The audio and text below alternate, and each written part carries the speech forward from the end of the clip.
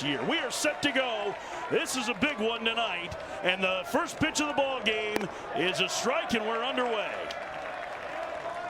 Shea Sprague, the Elon transfer, has been one of the most valuable pitchers on North Carolina's staff because he has been super steady.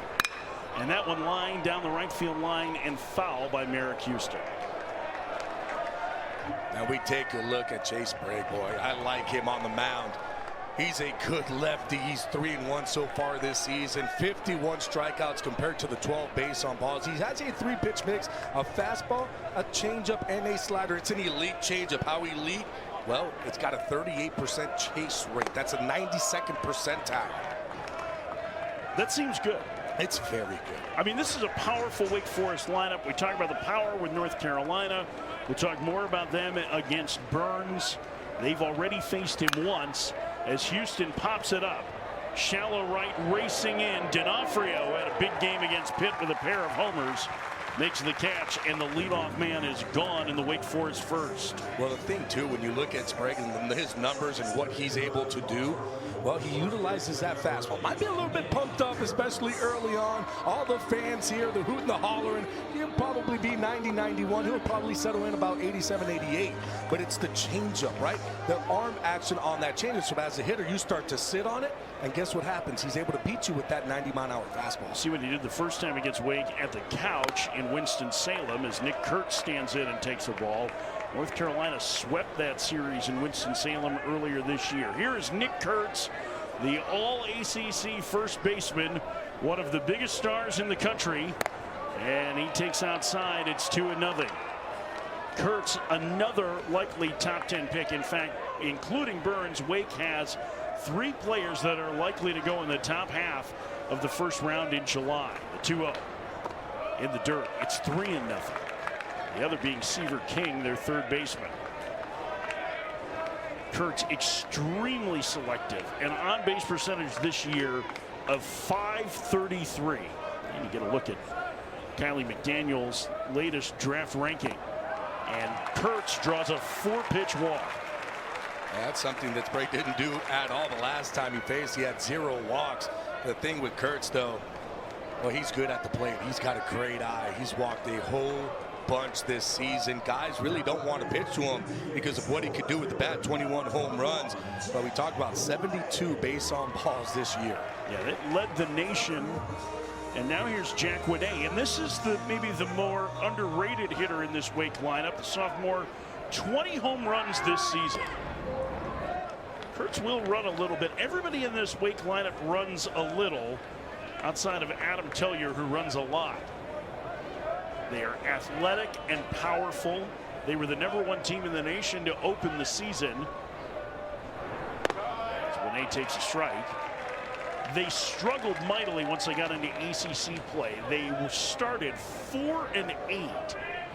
Since that time, though, it has been much better. 11-7. They finished the year 15-15 after getting swept last weekend in Raleigh against NC State. Swing and a miss. It's 0-2. One of the things, too, when you look at this Wake lineup, against right-handed pitchers, they hit .293. You would think that they would probably have a better hitting lineup against lefties, but they don't. They actually hit .266 against left-handed pitching. The 0-2 instead of throw to first. I think some of that is because they have had a number of young left-handed hitters down at the bottom of their lineup. Javar Williams is off to a good start against lefties, but he struggled a little bit more. And Tony Morales has taken over for Cam Nelson in center. They've been trying to find the right mix down in the bottom third in the lineup. Winay on one hop. Madera with the play to second for 1. On to first. Wilkerson's throw is wide. Winay will have to hold it first as it caroms back to Harbor. It's a fielder's choice, 2 outs. That's a nice play by Madera, showing off that range, and I just love the angle that he takes on this baseball. This ball is well hit, but you can see he starts back towards that right field. He doesn't try to cut it off, and because of that, he put himself in a good position to just get that lead runner. Jake Reinisch bats. The cleanup man getting the start in right field. Senior. Key member of their team 2 years ago. Last year, struggled and was out of the lineup by the time they got to the postseason, but he's had a very nice year with 18 homers. First pitch. Takes upstairs, 1-0.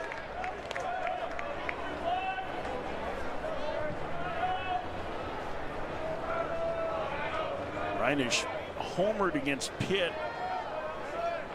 in their win on Thursday.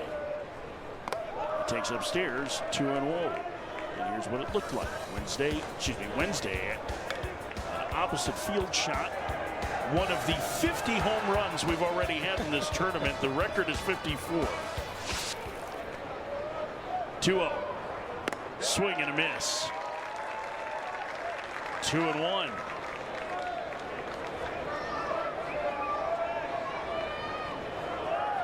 That was a left-on-left changeup from Sprague.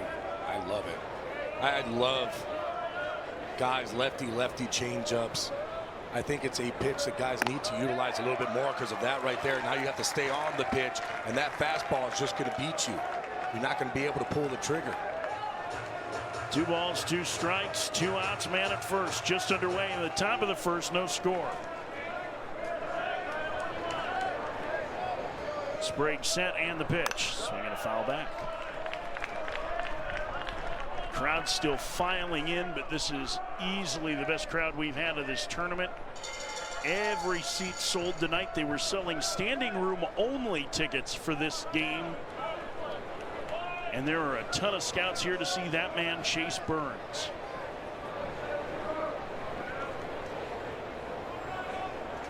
Here's the 2-2. Swinging a foul, out of play. You know what I loved?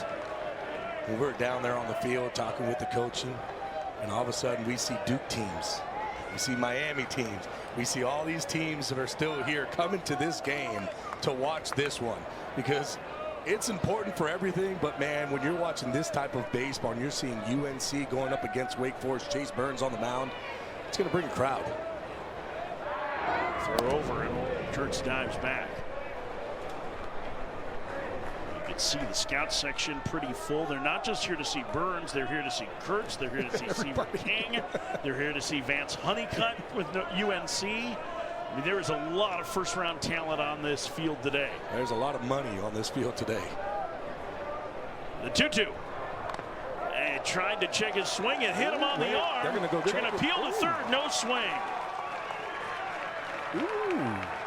John Byrne, the umpire at third, says no swing, and it's a painful hit by pitch for Reinisch. I thought he went. Oh, he definitely did go. I think North Carolina may want to take a look at this because it looked like it hit the bat. And it looks like it hit the bat, but it looks like they're not going to do it. I'm going to challenge. Maybe instead he was just wanting to understand what happened with the appeal or why there wasn't one immediately. Scott Forbes, the head coach at North Carolina, the ACC Coach of the Year. 2 outs, 2 on. Here is Seaver King, 16 home runs this season, playing third base tonight. The transfer from Division II Wingate takes outside, 1-0. Dynamic offensive performer with power and speed. Tremendously twitchy athlete who's played third and short and center field. And he's ahead in the count 2-0, and that's the thing that's tightened up as the year's gone on, Gabby. He doesn't go outside the strike zone as much as he did earlier in the year. No, early on the year, you saw a lot of swing and miss out of the zone. Now all of a sudden his swings and miss are in the zone, which doesn't happen too often. 2-0 the pitch.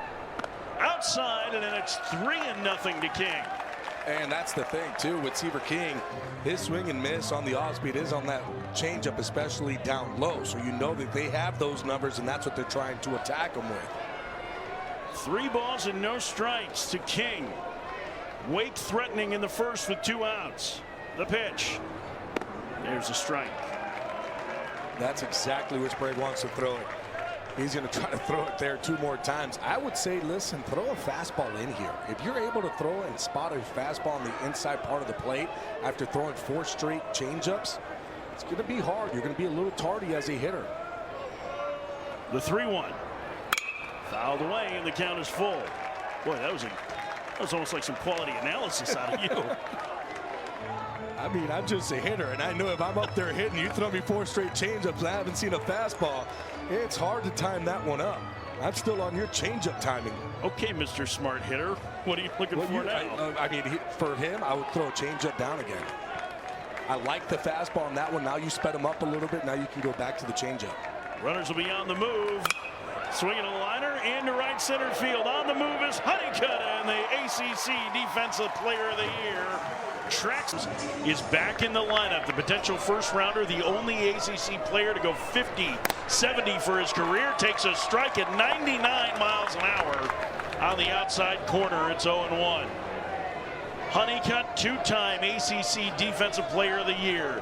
The 22 ACC Tournament Champion Most Outstanding Player is behind in the count 0-2. Little cutter slider there. Look, cutter slider. I'm thinking it's that slider. And when you look at the slider, he ranks #1 in the country on whiff rate. 63% of the time guys are whiffing at it. 0-2 outside. Tried to go out there again. Here are the numbers on the secondary pitches. Low, 2-2. Just to put that in perspective, 64% whiff rate. That means when opponents swing the bat, nearly 2/3 of the time they miss his slider. 2-2 the count to Honeycutt. Pitch. Swing and a miss. Burns already fired up, and the leadoff man gone in the UNC first. I mean, there's going to be so much fist pumping here tonight. You're going to think we're at a disco. Well, so you know what's funny is that, of course, we know that this slider is just absolutely filthy. We've been talking about it. Talk about the whiff rate. And he's throwing 99 miles an hour. So as a hitter, I got to get that foot down and be thinking fastball and hope that I can react to that slider. I wanted to see how he was going to come out with this atmosphere. Here's Casey Cook, who takes a breaking ball strike. Cook has had a tremendous sophomore season. The draft eligible outfielder, 18 home runs, including a pair yesterday. And I put that little asterisk on when on Chase Burns not getting hit. Well, North Carolina got 4 homers off him earlier this year, and 2 of them were off the bat of Cook.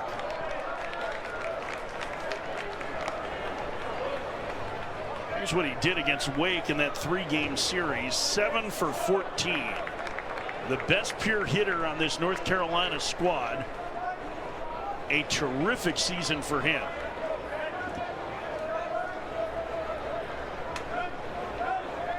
One and 2 the count. The pitch to Cook. Fouled away. He is as tough an at bat as there is in the league.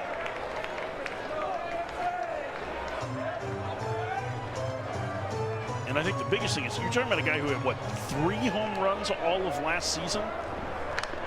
Gets a piece of that to stay alive. And for me, that's the pitch that Burns is going to need to utilize today, just to be able to give the different speed differential. That curveball, 83 miles an hour. You talk about the fastball being 99. That's 16-mile-an-hour difference. The other stuff that he has, it's hard. That's a power changeup and a power slider. 1-2. Foul back. That one at 100. And that wasn't rounding up either. That was legitimately 100. Cook putting in a bat on him. The 7th pitch coming. Swing and a miss. Chased one in the dirt. That was nasty again. 2 outs. Oh, wow. And you're talking about Casey Cook, who was basically on him the whole entire time. But look at the action of that pitch. My goodness.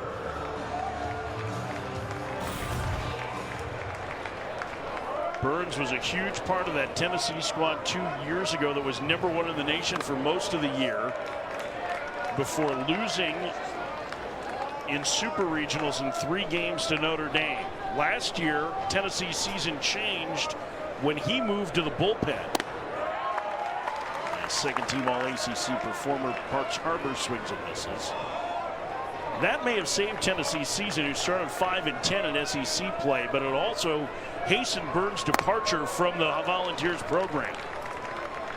He goes to Wake Forest, which has developed an outstanding reputation in developing pitchers, working with Corey Muscara, and he has taken it to another level. He's fallen behind 3-1.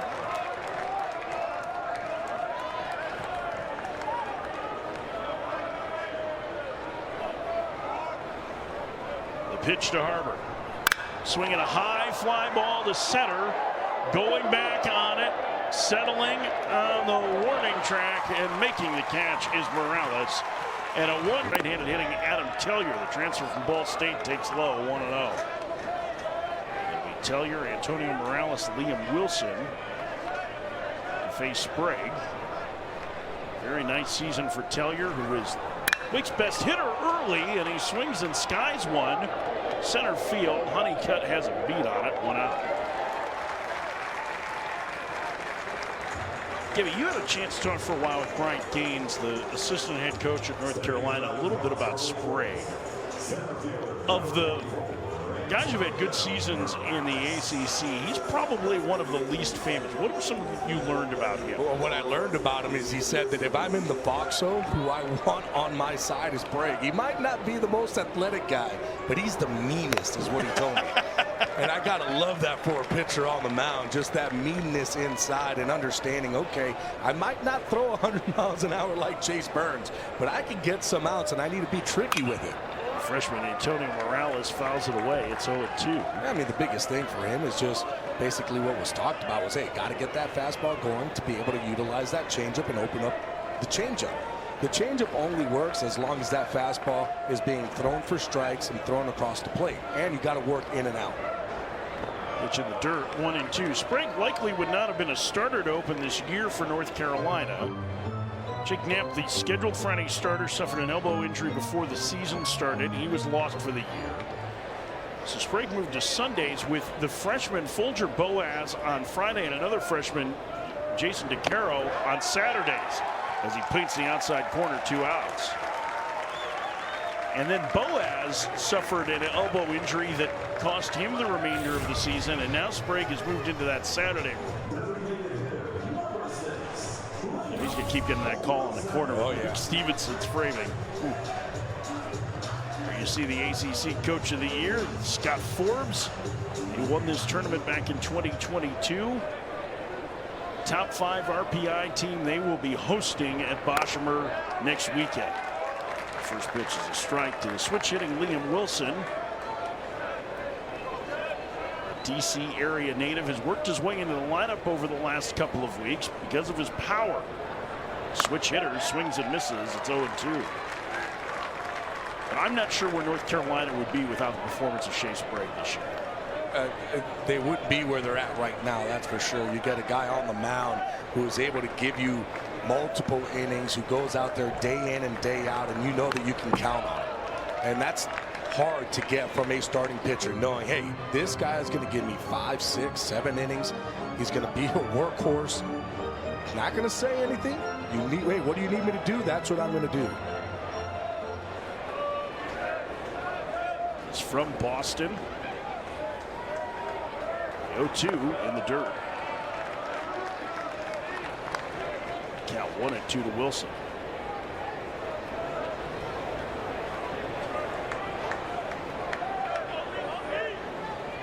No score, top of the second. The pitch. Swing and a miss. Changeup had him out in front. The order. Anthony D'Onofrio will lead off. There's Vance Honeycutt, who missed yesterday with back spasms. First pitch, breaking ball strike to D'Onofrio. It's 0-1. I've seen him start a bunch of guys with breaking balls and off speed tonight. Strike, it's 0-2. That's what makes it tough. That's what makes him real tough. When he's able to throw that curveball first pitch, first strike at 81 and then come in with a 98-mile-an-hour fastball. Bounce that one up there. D'Onofrio had a big day yesterday, a pair of home runs, 7 on the year.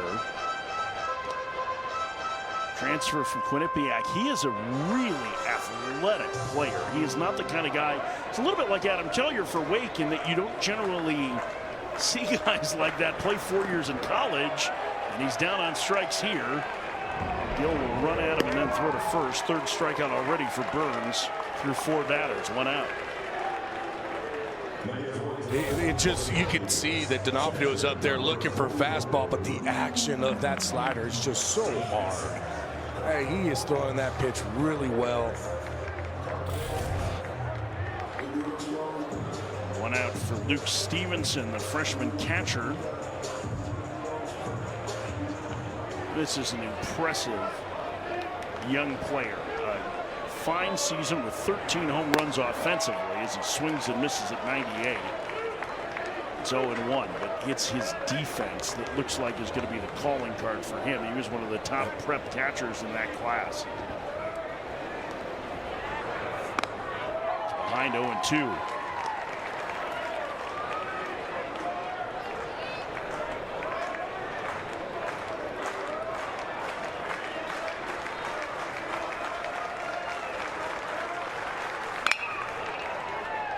Tough play for Houston. The shortstop has it. Underhands the first, not in time. Infield single for Stevenson, who is smelling a base hit.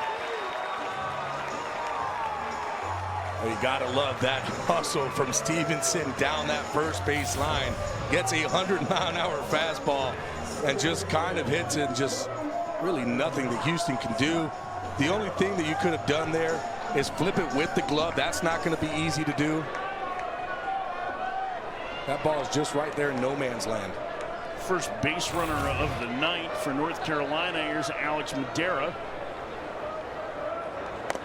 Left-handed hitting second baseman, takes low, 1-0.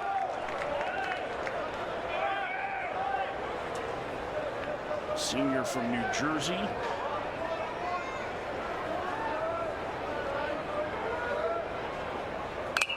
Fouls it away. Madera, transfer from the Division III school, Arcadia University in Pennsylvania. D3 All-American a year ago. Very competitive hitter in the box.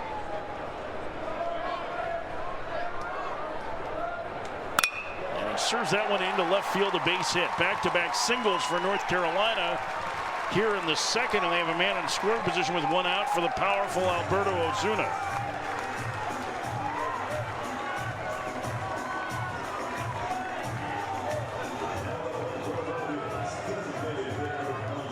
Tom Walter to his right, Corey Muscara, the pitching coach for Wake Forest.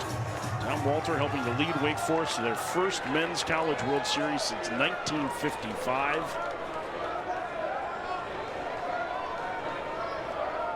And the first pitch to Ozuna off the end of the bat and foul. Now, let me give you some numbers on Burns against lefties. We've seen lefties have a couple of hits against him, right? They hit 219 against him this year. That's pretty good. with a 467 slugging percentage. Okay. So that's okay, right? All right, so he might be vulnerable. Righties, TFCO, 127 with a 229 slug. It's coming up, boys. Have fun on this one.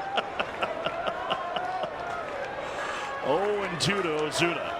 Ozuna has power, but he will chase. The pitch. Swing and a miss. 2 outs. Yeah, got him with the hard slider away. Fourth strikeout of the night for Burns. And that one there, you can see Ozuna just trying to cheat for a fastball. And it's just way out in front. 2 outs for Gavin Gallagher, one of 3 North Carolina freshmen that were on the all-freshman team. A third baseman, high on base percentage throughout the year. He takes upstairs, 1-0. He hit leadoff for a while.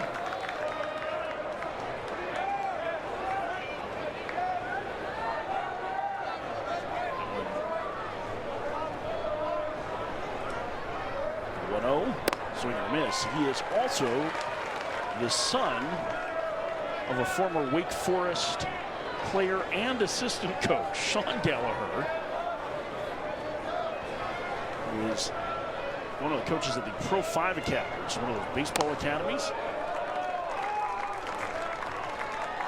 There are a number of high schools around the country where sports can be the focus, and Pro 5 is one of those. But he has been a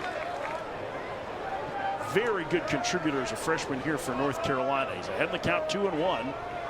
The pitch in the dirt, and the count 3-1. And that's the thing about Gallagher is he is selective. Here's if I'm UNC, I know the numbers. If I see anything with spin, I'm going to go ahead and take, because it's going to be hard enough to try to catch up to that 98, 99 mile an hour fastball. So I would just be sitting dead red. 3-1. upstairs. He walked him, and the bases are loaded.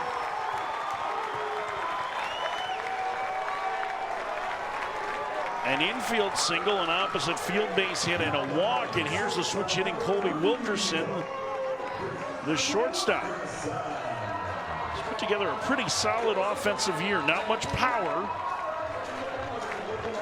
An average just under 300 and a very good idea of the strike zone.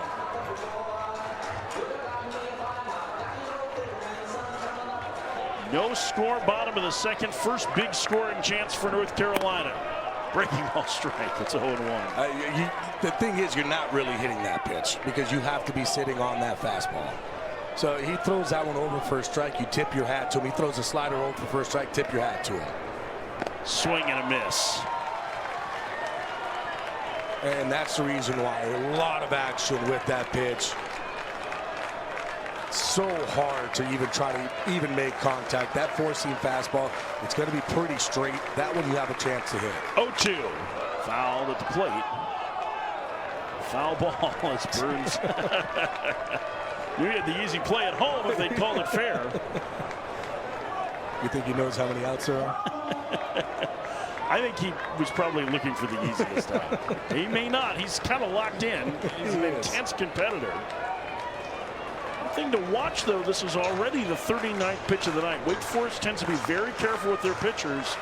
They don't very often go over 100 pitches in an outing.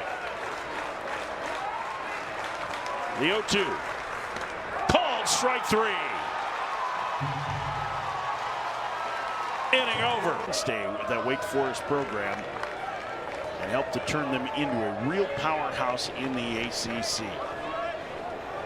Look at Coach Walter, who very early on in his tenure at Wake, that's Cameron Gill, the number 9 here, skies that pop-up. Back in 2010, he had a player on his team, actually 2011, right before the 2011 season, named Kevin Jordan, who needed a kidney transplant. Tom Walter found out that he was a match and gave his kidney to Kevin Jordan, and the two are still incredibly close. And Jordan played at Wake Forest, but he has helped him as a community organizer and activist. He is just a real quality human being. 1-0 to Merrick Houston. Shortstop takes a strike. It's 1-1. We were talking as we were coming off the field, Gabby, about both these coaches, Tom Walter, Scott Forbes, just outstanding people. Two of the best in the game. And not just great coaches, but I mean, just like the kind of people that you want to be around. Yeah. Guys that you want to talk with. I mean, we had Forbes out there. He was talking with us for 10 minutes. Like it was just talking back at the house and on the couch. Forbes is a longtime assistant to Mike Fox at North Carolina. This is his 23rd year with the Tar Heels, his 4th as the head coach. Houston in the air to left. That one's hit pretty well. Back to the fence as Cook. He leaps, and he can't get it because it's gone. Merrick Houston's second homer of the tournament has given Wake a 1-0 lead.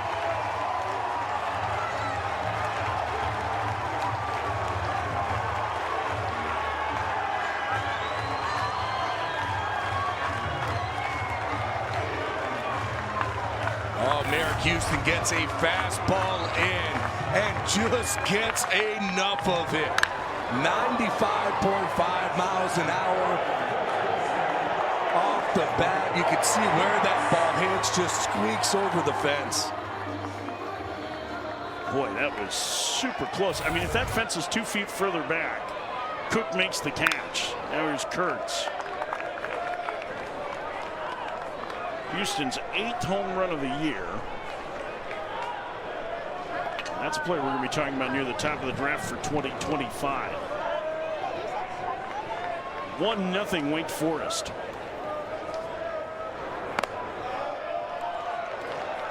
This takes the ball. It's 1-1. I was trying to see what the Merrick Houston, the ball flight was. It was 38 degrees. Now, the optimal is going to be right there in that 26, 27, 28 range. So that one is way up higher. You can see that ball went up in the air. It just kept carrying and carrying out to left. That is the 51st home run of this tournament. You see the tournament record was set in 2022. I got a feeling we're going to fly past that one. Check swing, no swing. Do to Kurtz. We might get past that one in just today's ball game.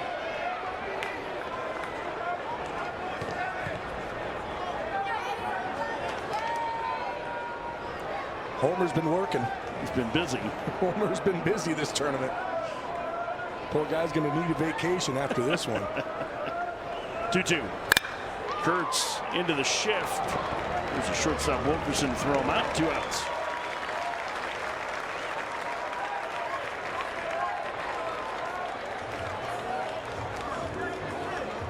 There's Jack Winney. 1-0 Wake Forest. Winner of this game goes to the semifinals tomorrow. They will take on Florida State. The game with postseason implications that are more significant for Wake Forest than it is for North Carolina. North Carolina is going to be one of the top seeds. Wake probably needs to win this to be a regional host. Only one team in ACC history has finished 15-15 in the regular season and hosted, and it was North Carolina in 2022. And they won the tournament. They won the tournament. So that's the big caveat there. You basically have to win this tournament to be able to then host if you're Wake Forest. They have an RPI, ratings percentage index, that helps to organize the teams that the committee uses. That is very good. It's fluctuating between 10 and 11 this week.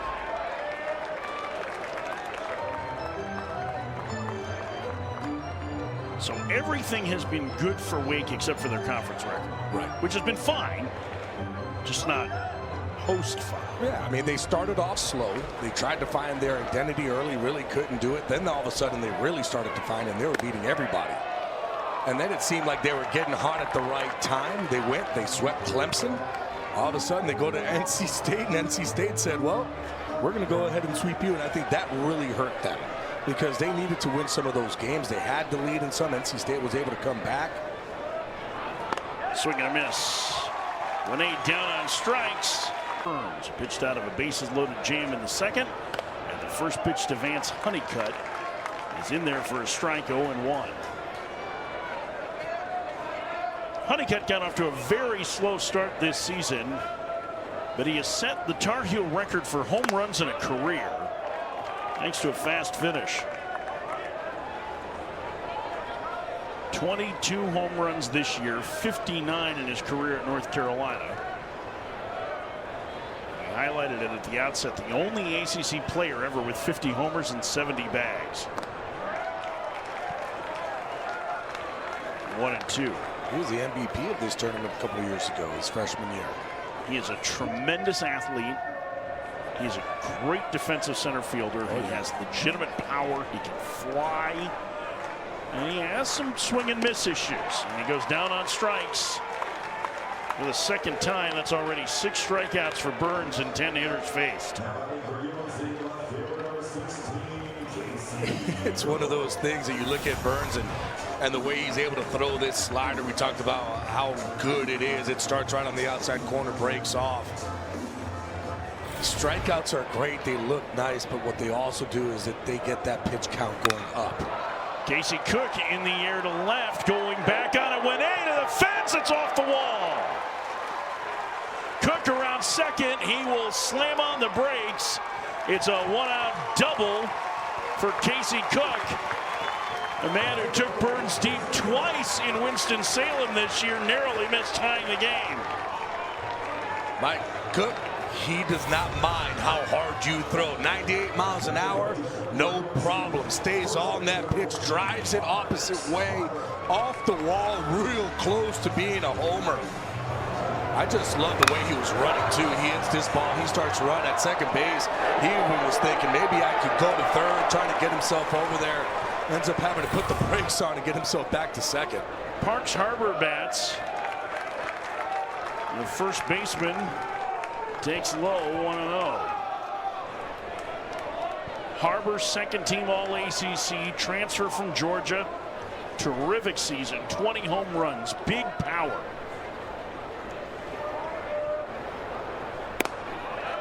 Takes a strike, it's 1-1. Yeah, I'm letting him have that curveball. I would kind of do what Cook did there. I'm laying off anything other than a fastball that's hard. The 1-1.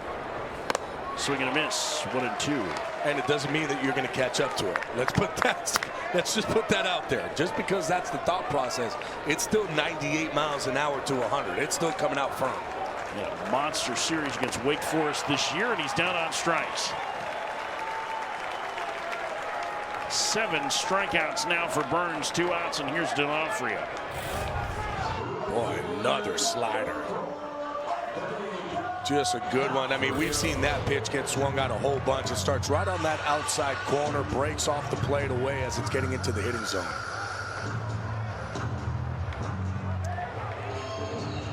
Two outs, man at second, and this becomes a key at man early in the game with Anthony D'Onofrio up. First pitch swung on and missed, 0-1.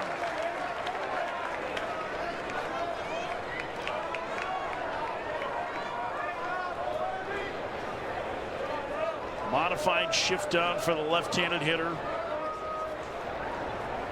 Swing and a miss. 2 disappearing pitches out of the zone. It's 0-2. Man, that's the curveball. I mean, just a good one. A lot of action to it. That pitch is starting right around the numbers. Called strike 3. On yesterday to beat Clemson. They will face Duke. Which is not an easy task because we saw what Clemson was able to do today. Coming back against Louisville. Down 6-0, and it just seemed like it didn't matter to them. It's like they knew that we're going to win this ball game. I can't even begin to tell you how impressed I was as Reinisch hits that into the shift and leadoff man gone here to Wake. 4th. 1-0 Wake Forest. That game did not matter to Clemson at all. Like they're not advancing in this tournament. It's not going to affect their seeding. Nothing. And they're down 6-0 in the 4th inning, and they come back to win. Like Eric Bakich has talked a lot about how tough that team is. They showed it today. That is the most impressive, meaningless game I think I've seen from a college team ever. Like they were incredible because that mattered a lot to Louisville. As King grounds out to second, 2 outs. No, it really did, but you have to think, too, how about momentum, right? Momentum going into the tournament, knowing we're not doing anything here. We're not advancing. Miami is already advanced out of our pool. There's not going to, the pool play, that's not going to worry. But you want that momentum all of a sudden going into regionals where you're going to be hosting, and there's nothing better than leaving a team on the field when they knew they had it, and you just came back and just grabbed it from them. I mean, I'm a firm believer as Wake's going to use one of their offensive timeouts here. Smart. We've seen this a whole bunch in this tournament. They have 3 offensive timeouts, especially through a quick inning that Sprague's able to throw out there. Call it timeout. Give your pitcher time because Chase Burns wants to rest just a little bit longer. One of the most underrated hitting coaches in the country there, Bill Saletto, does not get a ton of attention. He's having a good conversation with Adam Tellier. I love it. And you know what they were saying right there? Hey, we're just going to stick around here until the umpire comes over here and gets us. So I am a firm believer in the old baseball cliche of momentum is only as good as your next day's starting pitcher. I tend to believe it in game, but walking out of here, especially the way they played the first half of the game, and Eric Bakich was not happy with it. That's going to make practice the next couple of days a little easier in Clemson. You think the guys knew that in there? Hey, guys, we better come back here because if not, this is going to be rough. As the kids say, they've got that dog in them. Tellier to left field. Back to the fence. Gone!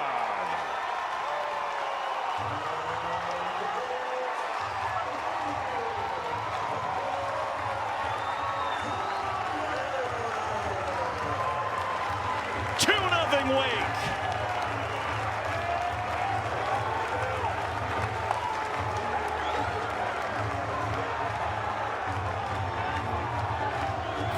Adam Tellier, again, it's a fastball. It's supposed to be in.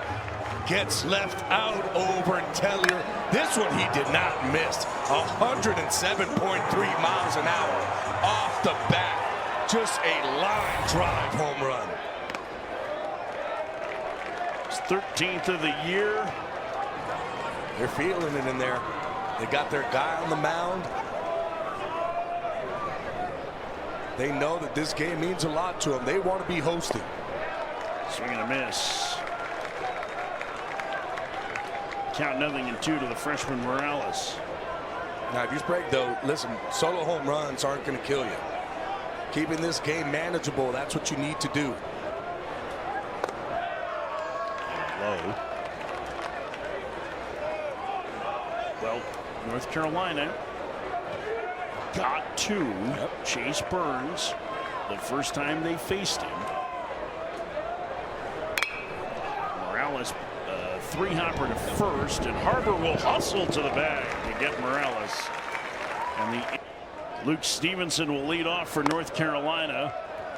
He takes the ball high. This is what he's done so far tonight. This was Chase Burns' first start too on March 29th against North Carolina. Look at that, no walks, 14 strikeouts, but 6 earned runs and 4 homers. Casey Cook got him twice. Parks Harbor homered off him.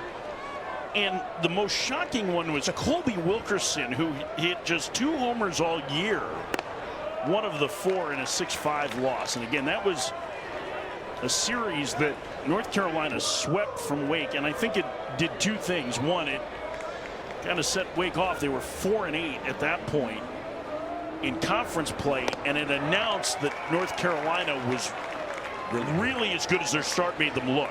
Yeah, I mean, and that's the thing, too. When you are an offense, you are players that are in there, and you've had success against a pitcher, you're not afraid to go up against him. The noise of Burns doesn't mess with you. Stevenson strikes out. That's strikeout number 9 for Burns. Here's March 29th in Winston-Salem. 4 times North Carolina goes deep. Cook.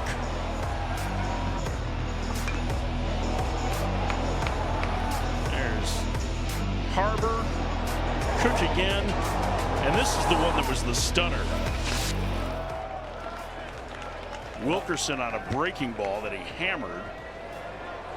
It's Alex Madera bats. Now, I mean, he did have 14 strikeouts in that game. And he didn't walk anybody. Right.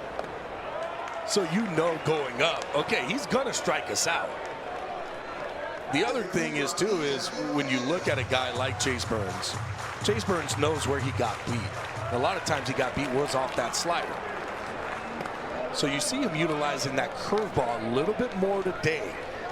The reason why is because you want to separate the speeds. You want to have something slow, get you kind of out in front, and then all of a sudden now you're going to get jammed on that 98. And this just low. It's 2-2. Only twice this year has Burns failed to strike out double digits. Check that, 3 times. Dayton, his second start of the year, and then back-to-back starts against BC and Florida State. And Madera can't believe it as he's strikeout victim number 10. And he is really protesting, and Scott Forbes isn't happy either. This one I've got to say was this one's not a strike. I mean, we can see it. Everybody saw it. They're asking whether or not he swung. I think this was just a call, and it was definitely a mistake. And that is as hot as you will ever see Scott Forbes. 10 strikeouts now for Burns already. Yeah, I mean, you could take a look at this one. That's nowhere near the zone. First pitch misses low to Alberto Alzuna. He's saying that ball is not even close. He's not wrong. Forbes, he's looking at it going, I mean, we saw it from over here. That would foul back. I think the way it was received, because there was a breaking ball and Gill kind of brought his glove to the ground, made it look even more like a ball. You know what I mean? Like that's part of the reaction there. I mean, yes, it is part of the reaction, but I think too, when you kind of look at it, Gill knew right away that it wasn't a strike, and he was confused when they called it a strike. The 1-1. upstairs, 2-1. And I'm sure part of what Scott Forbes is saying is this guy doesn't need any help. This guy doesn't need any help whatsoever. This is the best pitcher in college baseball. Doesn't need the help. 2-1 the count to Ozuna. The pitch, swing and a miss. 98 off the plate. Here's the strikeout again. And you could just see right here, Gil, he's kind of getting up to throw the ball. And that goes to really show you. Called strike 3. That was a strike. That's a strike. By the 2022 ACC, 2024, excuse me, ACC Coach of the Year, Scott Forbes. Coach, I know obviously the last half inning got a little tense there. Did you get an explanation on anything? You on guys, the pitch? I mean, you have to be careful what you say these days. So, you guys are watching the game. Yep. I think we've had some really good at bats. You know, the zone in college baseball now is much better for the most part. And when it's a little bit bigger against Chase tonight, we got to try to adjust. I don't know what to tell you about that one against Madera. You guys can talk about that instead of me, because that won't do any good if I start talking about it. I can tell you that. Don't worry, I talked about it for you. Thank you. With Sprague on the mound, though, I feel like he's doing a wonderful job against this Wake Forest team. Couple balls there that got left a little bit over, that got hit for a home run, but still, solo homers aren't going to really kill you. Yeah, no doubt. Sprague's been great for us all year. Really, you could argue like him stepping up has really saved us. And he's going to keep us in the game. He's going to battle. He's a tough kid. He can throw multiple pitches for strikes. So we just got to keep it close against this arm we're facing, that's for sure. Just real quick before we let you go, Scott, Casey Cook has the opposite field double against him. He clipped Burns twice in Winston-Salem earlier this year. I know you've talked about his growth this season. What impresses you the most about Cook? Just he's got that slow heartbeat. Scouts would call him hitterish because that's what he is. I mean, the kid can just flat out hit, and he's working the weight room, so now he's got more power. What he's done for us is a huge reason why we're in the position we're in. But he's been impressive, hasn't he? Yeah, he sure has. Every time we see him, he does something else. Coach, we appreciate the time. Best of luck tonight. Thank you, guys. Scott Forbes, the ACC Coach of the Year, joining us. And I appreciate as much candor as he could give us in that. I don't want to get him in trouble either, but now he's laughing about it at this point. Nothing you can do at this point, right? You just move on. Hey, it is what it is. Called it. Move on. Game on. Swing and a miss. Freshman Wilson down on strikes. And you mentioned it. I mean, this has actually been a very good outing so far for Sprague. It's 4 strikeouts for him.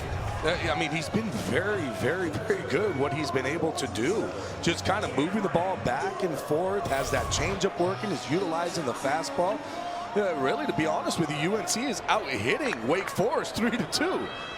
Unfortunately, the 2 for Sprague left the yard. First pitch to the number 9 hitter, Cameron Gill. It's 1-0. Give me that changeup from Sprague. I know the arm speed is something you talk a lot about with changeups, right? Yep. That it looks like a fastball, but the movement on it is pretty impressive. At least according to some of the data, that is moving at least the width of the plate. All right, so take me through that as a hitter when you've got a lefty that all of a sudden, does it look like it's starting at you then and running all the way away? And that's what it really is what it's doing. But the problem that he has also that's good. Gill in the air to left. Back to the fence is Cook. He has room this time to make the catch for out number 2. What he has is the extension on his pitches. It's at 7 foot. So you look at major league average, it's 6'6". So he is in the elite conversation of extension. So now you put the extension with a ball that's a changeup that's running, what was it, 17 inches? Yeah, 17, 18 inches sometimes. That ball is going to start on the righty. It's going to look like it's going to hit you. It's going to run back over. Then he'll start it right down the middle of the plate. You think that's going to be the hitting one, and it's off the plate away. So it makes it really hard, especially that 90-mile-an-hour fastball is going to play and makes that pitch look even nastier. I mean, his fastball has a lot of movement to it, too. And again, the plate is 17 inches wide.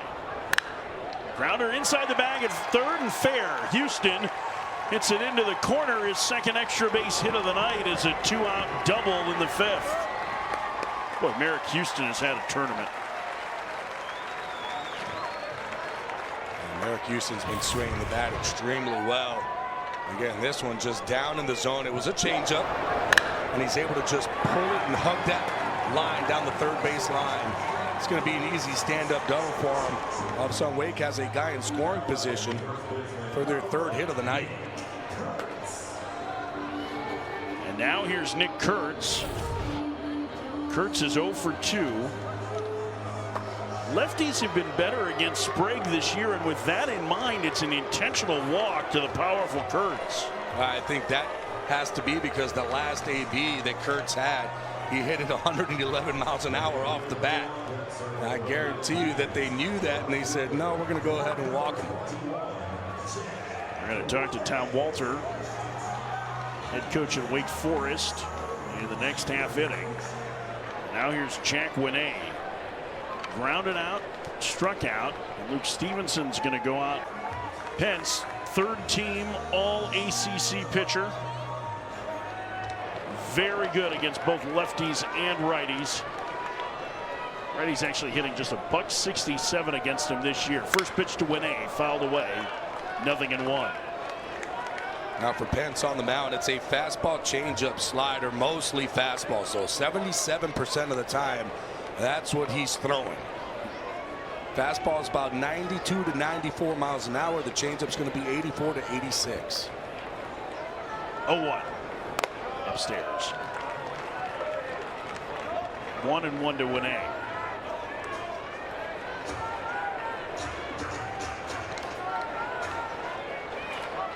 Pence can get swing and miss in the strike zone. It's one of his strengths.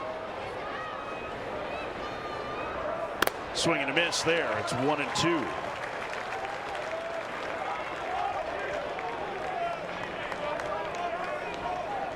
He has one of the lowest in-zone contact rates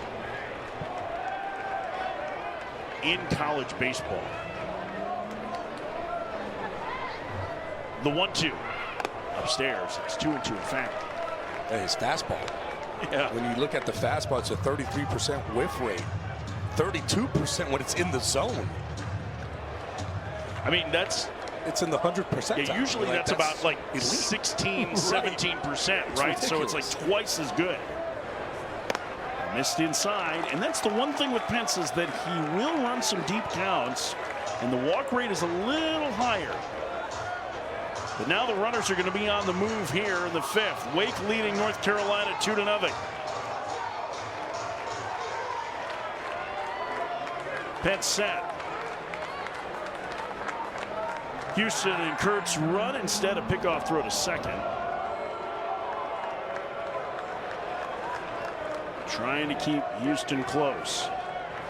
Or just seeing if you can catch them napping. Houston with a much bigger lead from second this time. They run. Foul back. I always wondered, are you trying to do that, or are you trying to get him to shorten up his lead? No, I think it's trying to see if like maybe they just not even paying attention. Okay, 3-2, he picks it up. I played with a guy, J.D. Cockcroft. He was a lefty pitcher. Had one of the best inside moves I have ever seen in anything, in major leagues, in minor leagues, and he was able to pick guys off just like this. 3-2 again. Winay in the air to center.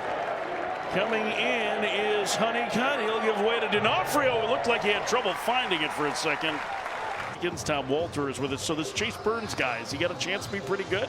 He's pretty darn good, guys. I love watching him pitch, man. The fire in his belly is it's just fun. He's got 4 pitches, and it's electric stuff. I'm looking at your hitters right now. Big swings of the bats for a couple of your guys. What are you telling the hitters in there in the dugout?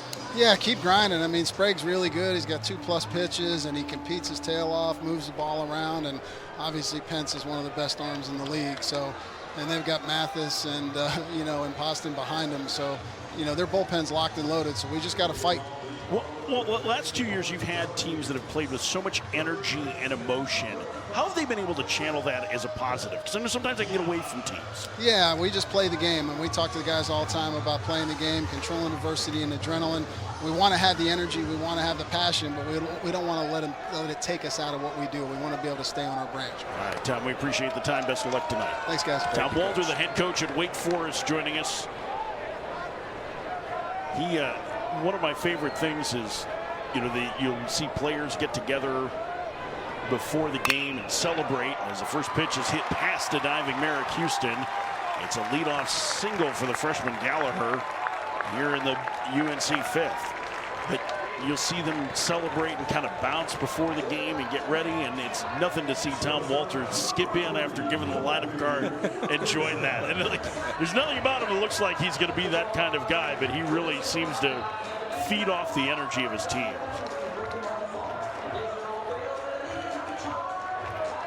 Number 9 hitter Colby Wilkerson will hit. Now, Wilkerson was one of the players that tagged Burns for a home run in March. He only has 2 on the year. He's the tying run. That one in the dirt, and Gill having to scramble after it. Now Wilkerson got the slider that time he hit the home run. Let's see if Burns just goes after him with the fastball. Leadoff man is aboard.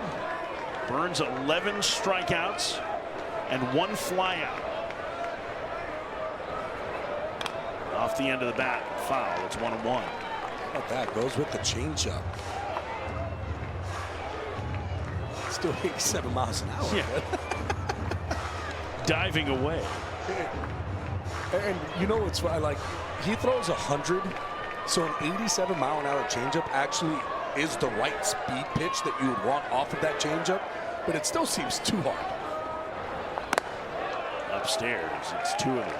And one of the things too that I've seen is maybe Burns kind of holding back a little bit with that fastball. Now it's only 96. But that's for me the pitch that you need to attack against him. Got to attack the heater. 2-1. Swing and a miss. Oh, that was nasty. That's why you don't want to swing at anything other than fastball with him, because that pitch is just absolutely filthy. This is the 12-6 curveball, but look at the action to that one. And that's starting at the top of the chest and then just breaking straight down to the ground. Wilkerson has handled velocity well this year, hitting 400 on pitches 95 plus. Certainly see more 95 plus in the ACC than a couple of years ago. Oh yeah. As he waits for the 2-2. Swing and a miss. That's strikeout number 12 for Burns. 1 out in the 5th. And it goes right back to the curveball. Wilkerson saw it a couple times, swung over the top. Basically the same exact pitch as the last one he swung at. So hard, especially with 2 strikes. You see it up and you see that's the one that I want to get. But so much spin rate on that curveball, a lot of break to it.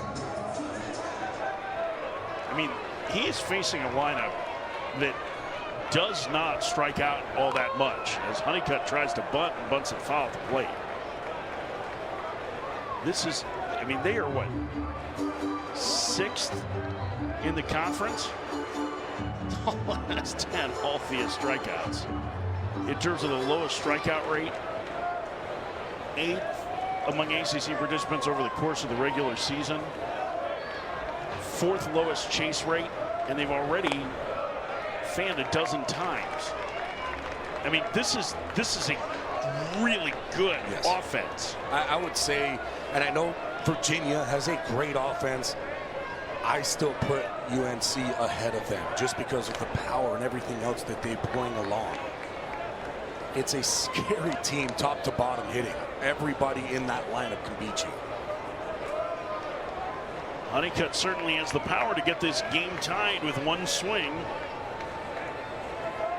He's punched out twice. A 1-1. He swings and pops it, fouling out of play, and the count 1-2. Now that was one that was left up. That's the one that you want to hit when you see it pop out of the hand. So when it goes over that they talk about the tunnel, right where that ball's being released. When you see that curveball pop up, that's going to be the one that you can hit, because that's going to be the hanger. Gallagher's been on base twice, gets the lead from first. 1-2 upstairs. 2-2.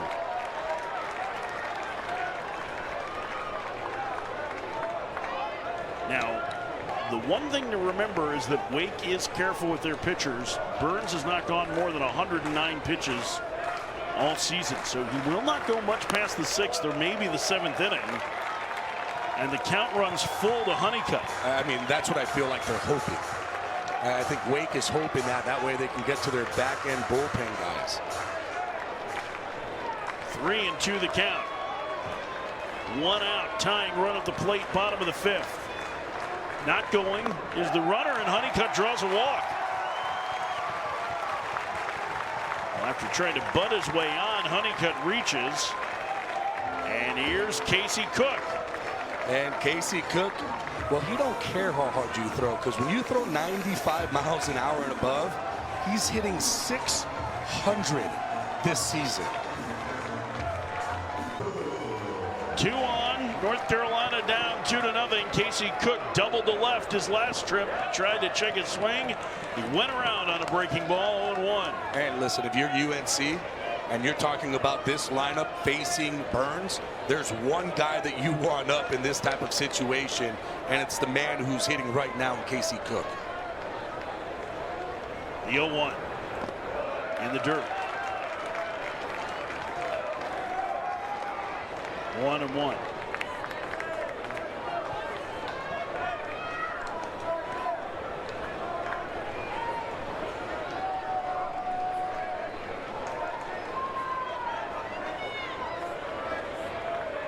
Burns to the set.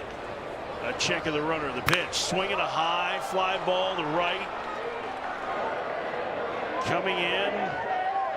Reinisch makes the catch. Hunter Bluff's going from second. Throw behind him, round number 2. Cook didn't miss that one by much. No, he didn't. Got the curveball, and it was up in the zone, and boy, he was just underneath it. And now it'll bring up the powerful Parks Harbor. Harbor, a classic run producer, 20 homers, close to 60 knocked in. He also took Burns deep in March. Tying runs aboard in the 5th. The first pitch, swing and a miss. Oh. Not too many righties can say that they've taken Burns deep, that's for sure. He has allowed 5 home runs to right-handed hitters this year. Overall, they're slugging just .229 against him and hitting a .127. Pitch in the dirt. Stopped by Gill. 1-1, and that becomes very important. Trying to keep that second runner out of scoring position here. Geller runs pretty well at second. Honeycutt has blazing speed at first. The pitch, swing and a miss.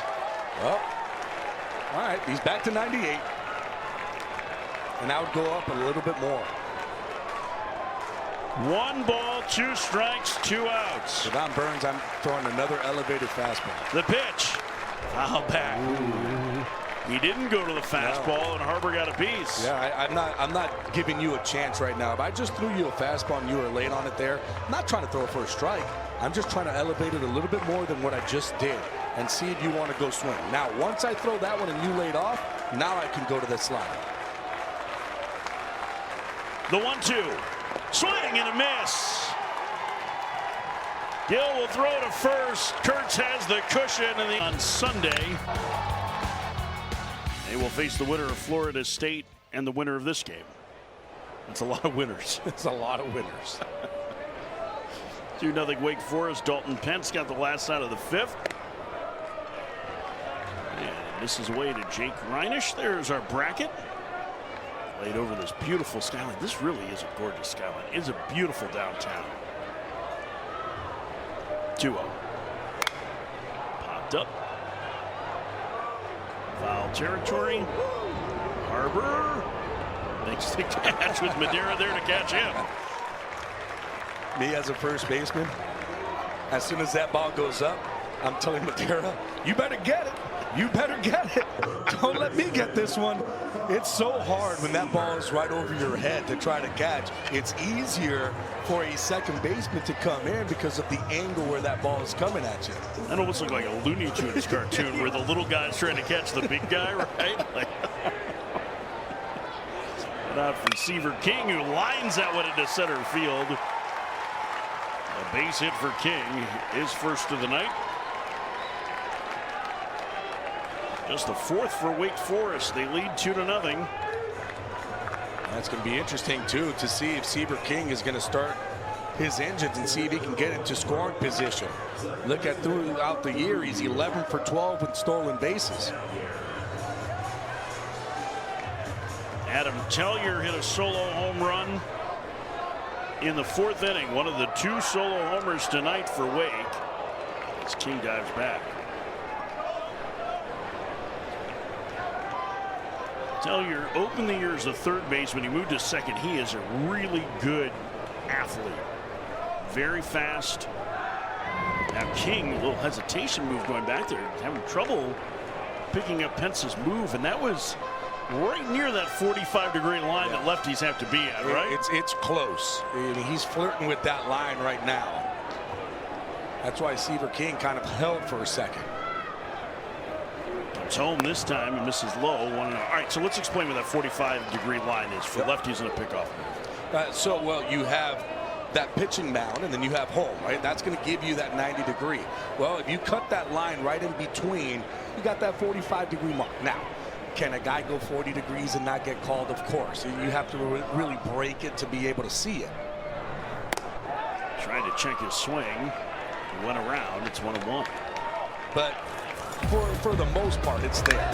There's Tellier's blast, a line shot off the railing and left to give Wake a 2-0 lead. And in the fourth inning, still lead by that margin. King with a decent lead at first. The pitch popped up on the infield. Harbor a little more routine play this time. 2 outs. That one I don't mind. That one I said, okay, fine. I can get behind that one. That's going to be an easy one. So you're telling me the one that goes to the top of the Bank of America building? Yeah. So maybe it's the one that goes about the Bank of America building, and it's right over your head. Those are hard because you're trying to move back and you don't have the angle to be able to catch it. So there you're just going, I hope there's no wind up there because I'm going to look silly. 2 outs for Antonio Morales, the center fielder. Over to first again. Seaver King's got to go here at some point. Try to get himself into scoring position. You're down to the bottom of the lineup. It's going to be hard to muster a couple hits for you to score. Just took an extra couple of inches on that lead, and now a throw over his back. Well, the last time he went over twice, he went home on the third. And you can kind of key in, too, off that front knee. When that front knee passes his other knees, he's usually going home. Well, he really sped that up that time, and Morales routine for Honeycutt. Inning over. 1 out single. King is like any weakening team. No, this is one of the best teams in the country with the bats. Winner of this game to the semis. Tomorrow, 1 Eastern. They'll take on Florida State. Carolina's only down 2-0. The proverbial bloop and a blast could get them back in this one. D'Onofrio's punched out twice.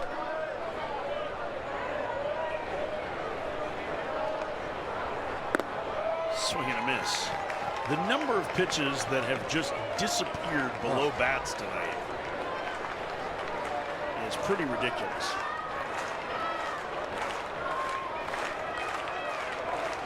One-two. That's a ground ball fair inside the bag at third. D'Onofrio around first. Winay will get the throw into second, but not in time. It's a double for D'Onofrio. He'll head to third. Kurtz's throw is in time to get him.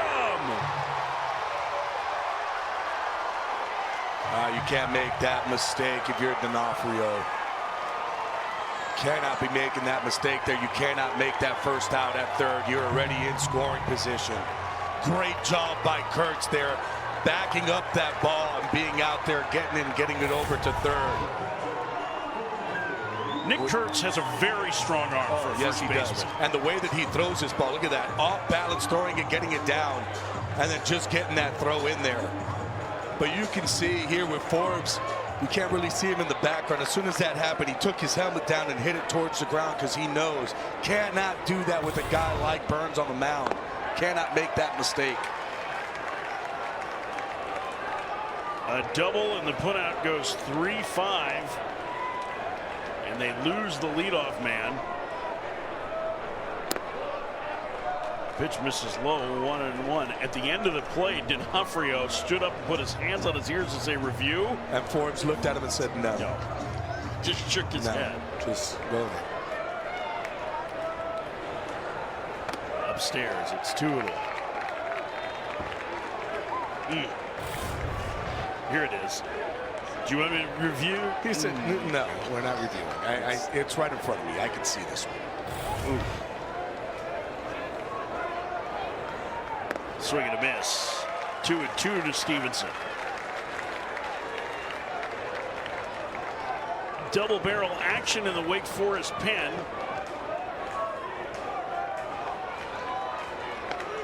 And a righty and a lefty getting loose. Stevenson just does get a piece of that one. I have a feeling at 96 pitches, this is probably going to be Burns' final inning. I think it's his final inning as well, especially when you start. I mean, we saw guys warming up last inning. Now you have double barrel action going in this inning. I don't see him going past maybe even the 100 mark. Hammered to right, coming in and playing on a bounce is Reinisch. And not only that, you're starting to see this UNC team starting to hit.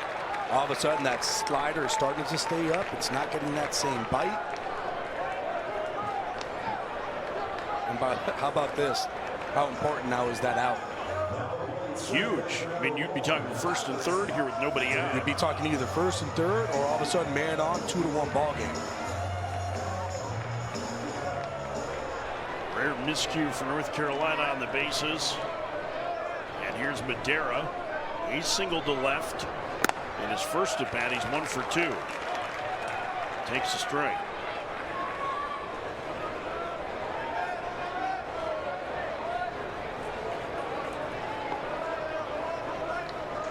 The 0-1. Swing and a miss. That curveball. Look, I know the slider has a bunch of swing and miss. That curveball is just something. That's an elite curveball. That curveball would play in the big leagues right now. He would get guys to swing and miss at that pitch. Pitch number 100 is a strikeout. Number 14 for Burns, 2 outs.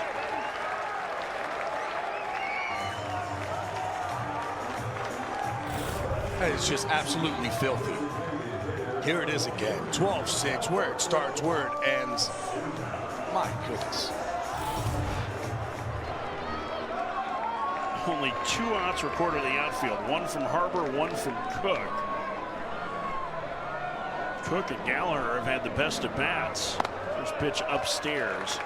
25 hitters faced tonight. 16 first pitch strikes for Burns, too. And a lot of those, too, have been off the breaking ball, not even with the fastball. That's right around 2/3 for a guy that throws 100 miles an hour. And still throwing 98 right now. It's walk 2. Judging what his pitch count has been, this may be his last hitter. Upstairs, it's 2-0. Again, 109 is his max. And listen, it's not like they're going to get on Sunday, too. No, they're going to have to win the whole tournament. I mean, we've talked about it. UNC was the last team to do that. Where they were out, they finished 15-15, had to win this tournament to be able to host. 2-0. Upstairs, it's 3-0 to Ozuna. This is a powerful hitter. 14 home runs this year. He is the tying run, and he's in a hitter's count. Turn it loose. Oh, yeah. Takes a strike. And that's why. Especially with Ozuna. There are certain guys you might say no. Ozuna's a really good hitter, and he knows the zone, too, especially with a fastball. You know you're probably going to get one there from Burns. I would go and, hey, go ahead and swing the bat here. He's likely going to be swinging 3-1. The pitch. Called strike, and the count is full. And if I'm Burns, I'm not coming off that fastball. If I throw it 3-0 and I throw it 3-1, I'm going to have to throw it in this pitch right here on 3-2. The runner will be on the move. The pitch. Oh. Called strike 3. 6 innings, 15 punch-outs, and a 2-0 lead. Dalton Pence gets a strike. We just saw somebody tell him he had 15 in the dugout, and he was mad about it. That's just the type of competitor he is. Oh, is he fun to watch. The season high was 16 against Clemson. He had 14 the last time he faced North Carolina. That was the only start that he lost. He won't get a loss tonight, but his offense could probably use to do some work here. 2-1, and you don't want to keep UNC in striking distance or giving them hope, because even in that last inning, they had a couple mistakes that they made, and they know that they made those mistakes. Upstairs, it's 3-1 to Wilson, the number 8 hitter. Switch hitting freshman, batting right-handed.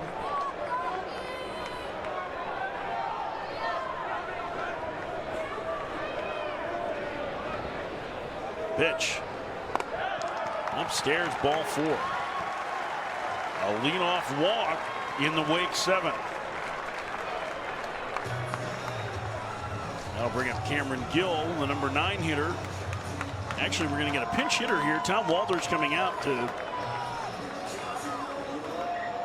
say that they're going to pinch hit.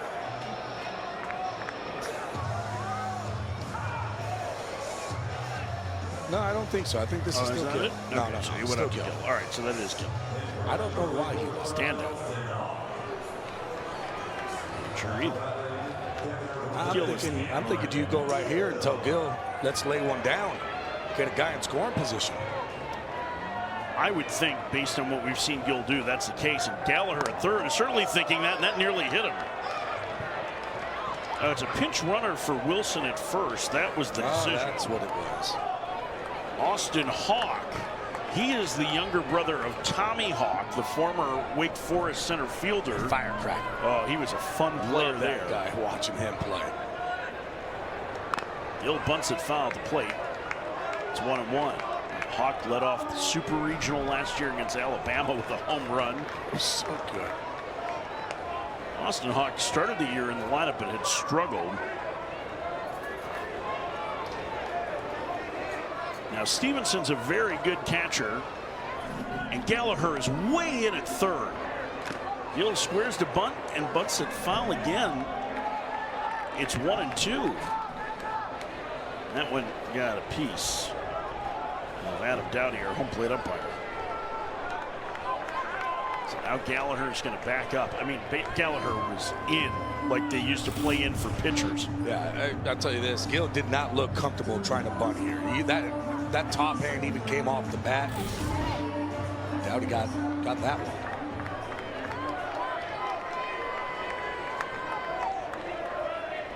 Hawk just shortened up his lead a little bit. The pitch. Gill swings and crunches one deep left field. Who needs a sacrifice when you go yard? 4-0 Wake.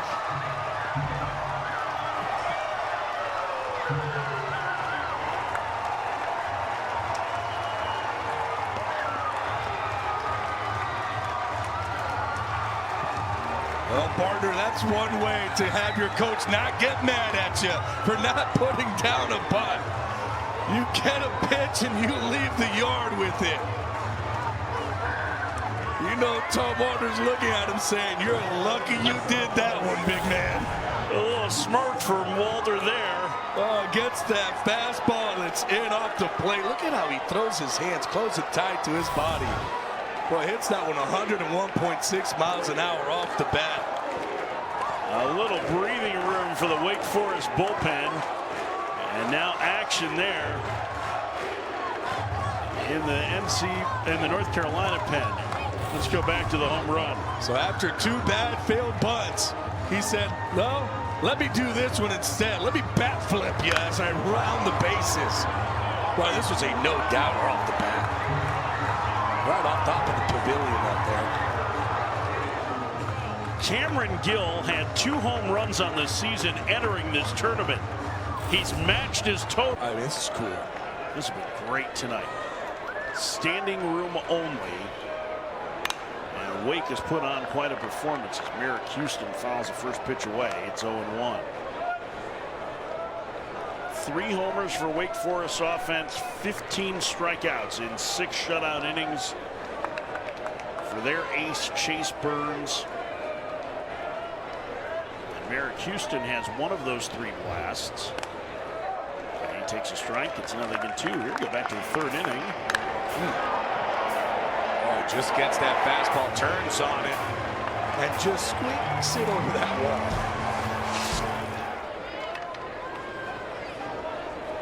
Here's the 0-2. Fouled away. I noticed at the end there that Demon Deacon was there, but he didn't have his motorcycle with him. Where exactly that's parked outside. There he is. The Deke.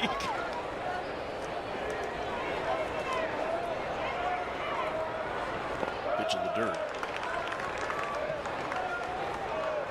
That's what Wake has done tonight. That's how you win. By the way, The yeah. long ball. I mean, homers win. I mean, listen, Cameron Gill proved it, right? Never bunt. 2-2 the count to Houston. And for Houston, I mean, he has been extremely hot in May. Coming into this ballgame, hitting .356. And another thing that he doesn't do, doesn't really whiff. 15% whiff rate, lowest on the team. Well, that was one of the reasons we really liked him last year and thought, boy, he could be pretty good. He fouls another one away. Now he's added strength and muscle. He is a really steady defender at short. He battled some leg issues early this year, and that impacted their defense early too. Now, Seaver King was a highlight reel at shortstop when he filled in. But man, Houston is just a really good player. Called strike 3. Boy, that was perfect for Mateus. 1 out. I think for Seaver King, he was looking for something else, and you could see right away he knows the strike zone. As soon as that ball got thrown right out of Mateus' hand, he started just walking right back to that dugout. Here is Nick Kurtz, 0 for 1. A walk, an intentional walk. Kurtz, the likely top 10 pick. First pitch is a strike on the outside corner, 0-1. Tell you what, whatever team drafts him is going to be extremely happy. Strike zone discipline, doesn't swing and miss much, stays in the zone, walks a bunch. Fouls it away. Athletic, he could run, sneaky speed, and that's what people, you look at him at first base and you go, oh, he's a first baseman, he's big. No, he can run, he can put the feet down. His first fall at Wake Forest, they actually played him in the outfield. Yeah. And he banged up his shoulder, and that they moved him to first base. Fouled away. He is somebody that Tom Walter has talked about as being unbelievably tough. You're talking about a guy with a .533 on base percentage. That's ludicrous.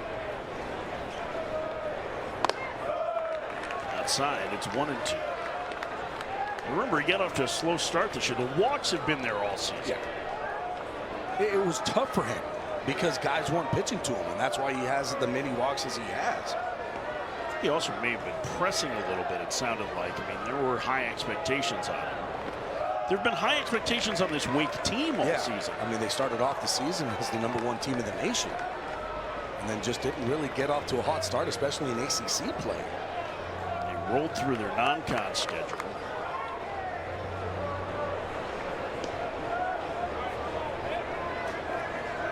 I mean, you're talking about a guy that's up to bat right now with 72 base on balls. I was entering today. He's at 74. 74 now. He swings and fouls that one away.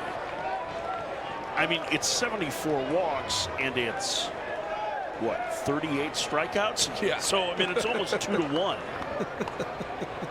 Like, if you have a 1-1, You're people really are talking good. about you as a first, like, as a first rounder. I guess this makes you a super first rounder.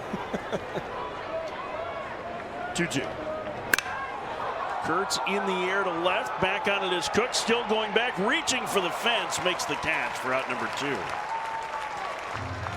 Also, he's very strong, and so he can hit a ball not very hard and send it to the fence. He can hit that one exit velo of 92 and still almost hit the top of the fence. A nice play out there by Cook. Get back to that wall and jumping and catching it. 2 outs, nobody on. Jack Winay, the batter, 4-0 Wake.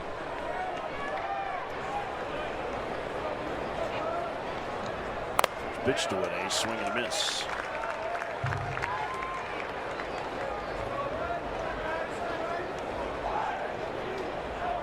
Winay's hitting the fielder's choice, struck out swinging and skied to right. Winner of this game goes to the semifinals tomorrow against Florida State. 1-1. I'll have both of those games for you. And the finals will be on Sunday. The winner will get the automatic qualifier. We have 3 teams that have already qualified for the NCAA tournament. We'll tell you about that later. Gallagher, nice play to stay down on that one as he throws on Winay. And the inning is over. But Wake, I mean, if they make it to super regionals, he's going to go way past Skeens at this rate. And Skeens passed Ben McDonald, right? That's who he beat for LSU. He got the LSU record. I mean, 200. Wow, that's incredible. Blake Morningstar is the new pitcher. Gavin Gallagher's had a good night at the plate. The freshman's been on base twice. I believe he was the only one that Chase Burns did not strike out. He was the only one. He had a walk and a single. Well, this is where things may get a little more dicey for Wake Forest. While their bullpen has seemed to throw strikes a little bit better as the years gone on, walks have been an issue for them. They are young, but they are very talented. Morningstar is part of that group. The freshman from Pennsylvania has fallen behind the number 8 hitter in the UNC lineup, 3-1. And Morningstar has a fastball, slider, changeup. Fastball will be between that 92 and 95 range. 3-1.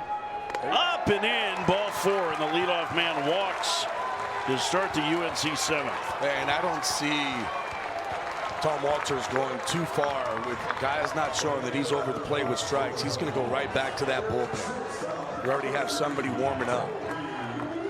It's how do you get the 6 outs leading to Cole Rowland? That's the real question. Cole Rowland, their closer, has been very good. Zach Johnston, another one of those key bullpen arms. And here's the number 9 hitter, Wilkerson. Very patient hitter. Takes inside, nearly got hit. It's 1-0. And that's going to send Gill out to the mound. That's going to send everybody out to the mound. And here's the problem here is if Morningstar is going to start putting runners on, then all of a sudden, the last thing you want to do is give free passes to the 8 and 9 hitters in the North Carolina order, and then you start getting into the big boys. Vance Honeycutt, Casey Cook, Parks Harbor. I can spark a rally really quickly. Very quickly. Put on some free passes. All of a sudden, it's a 3-run homer, and you're looking at a 4-3 ball game. Makes it a little bit more dangerous. So we talked about how quickly this UNC lineup can score runs.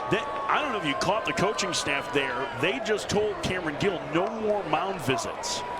Because they're running low on them. Yeah, you're only allowed 6.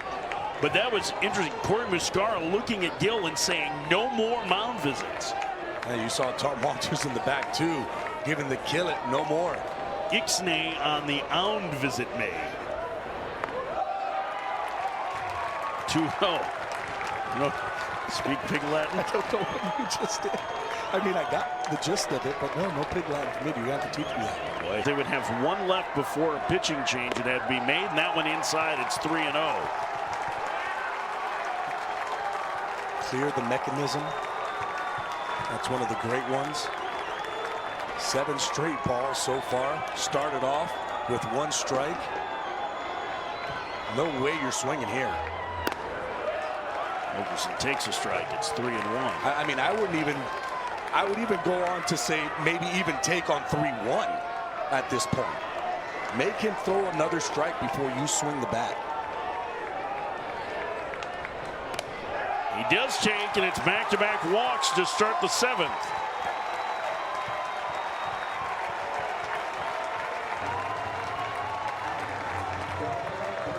He's not going to be in there long. He is not going to be in there any longer. He is going, it appears, to go get Ray. Right-hander to face Honeycutt. 10 pitches, 8 missing the zone for the freshman Morningstar. And this has been, well, Morningstar walked to pair, and now Ray is into the game to face the top of the order in Vance Honeycutt. Will Ray's first pitch is a strike, 0-1. Will Ray, he'll throw a sinker at you. He has a slider that he'll like to throw about 40% of the time. He'll throw a four-seam fastball, 2 up in the zone. We'll throw the changeup. Fastball velocity about 88 to 91. On the ground to third, that could be 2. No, instead, King's just going to run at the base runner for out number 1. What do you got on that one, Gabby? I would like to see him try to throw that ball to second base. The only problem that you have is who's running down that first base line in Vance Honeycutt. So it's probably not going to be a double play anyways. Pretty heads-up base running by Gallagher. Very smart by Gallagher, saying, well, I'm not going to let you just get this out. That's going to be it. Zach Johnston's going to come in to face the left-handed hitting Casey Cook. So a third reliever of the inning. Ray did his job. The sinker ball getting the ground ball. But they only got 1 out of it, and now the dangerous bottom of the 7th inning. Zach Johnston facing Casey Cook. A big spot here. Wake trying to hang on to the lead. Burns fanned 15 in 6 innings. The Wake's on their 3rd reliever of the inning, and this is just the 4th batter that's hit. And for Zach Johnston, it's a sinker, a changeup, and a slider. That slider's that put-away pitch. 27 walks, 34 2/3 innings, and he's fallen behind Cook 3-0. And Parks Harbor, who has mammoth power, is on deck. Let's not forget about who's up to bat right now, who has massive power too. 3-0 the count. Called strike. 3-1. Wake walked the fewest hitters in the country last year. They have just struggled to consistently be in the zone this year. 3-1 liner center field. That's going to fall in front of Morales for a base hit. And now the bases are loaded with 1 out, and here comes the potential tying run.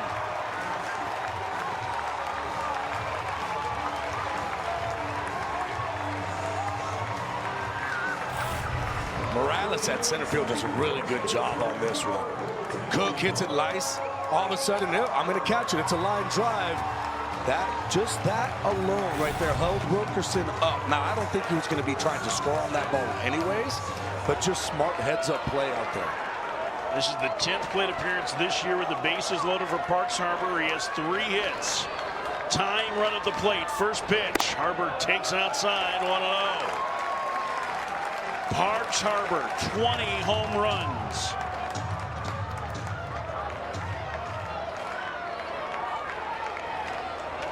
Johnston set.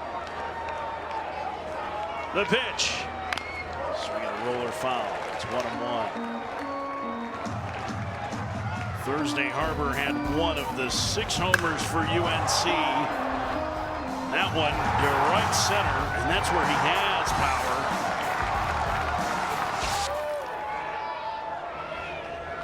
The 1-1 pitch. There's a strike, and it's 1-2.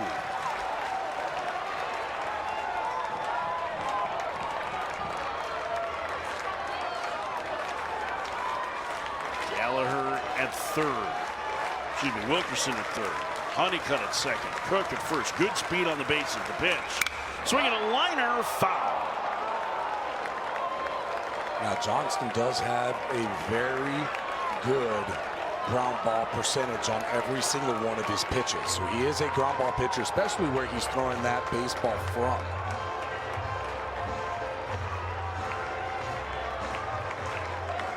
Ground ball, strikeout. He needs something here. UNC is hoping to get even. The pitch fouled away again. Yeah, you got to love Harbor too, working underneath that baseball, saying there's one thing I don't want to do, and that's hit a ground ball. You look at all of his pitches, he's basically a 65% ground ball pitcher on the mound. Johnson working underneath it. Oh, sorry, Harbor working underneath. Wake fans trying to encourage Johnson. That one fouled into the netting. That was out over the plate a little bit more. I mean, if Parks Harbor gets something on the outer third, it could be headed for that Gatorade ad in right center field. He is the tying run. 7th pitch of this at bat upcoming. The 1-2.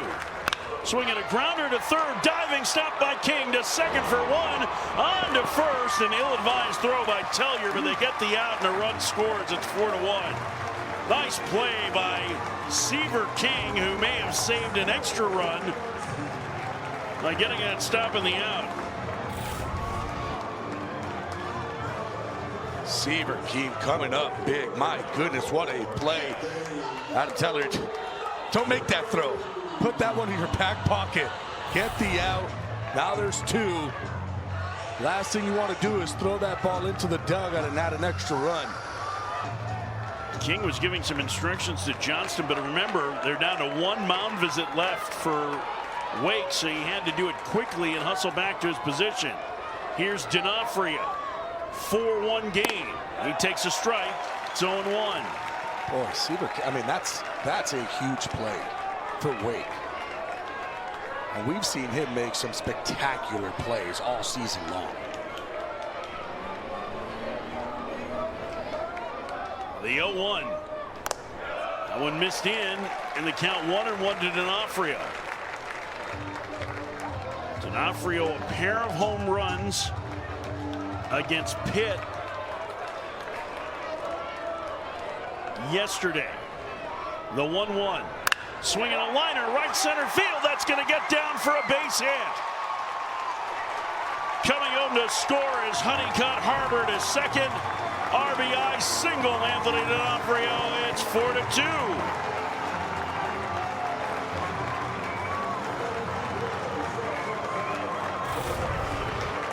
Boy, lefty D'Onofrio gets a fastball in on the hands and just pulls those hands close and tight to his body, using the big part of the field. That's a huge hit.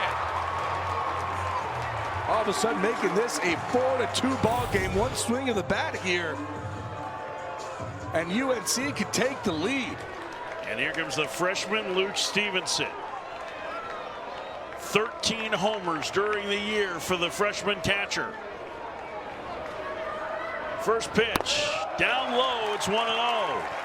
Boy, as good as Burns was at getting ahead of hitters tonight, the bullpen has been falling consistently behind. 3 relievers in this inning. The set. The 1-0. Swing and a miss. 1-1. When we talked to Forbes too a little bit earlier today before the ball game, he told us that he was going to stack more lefties together because of Burns and how good he is against righties. And he said, well, if they go to the bullpen, we're just going to have to deal with it. But the lefties are coming through. The 1-1. Swinging a grounder back behind the bag. It hits the base into center field. It's a 4-3 game, and the tying run is at third.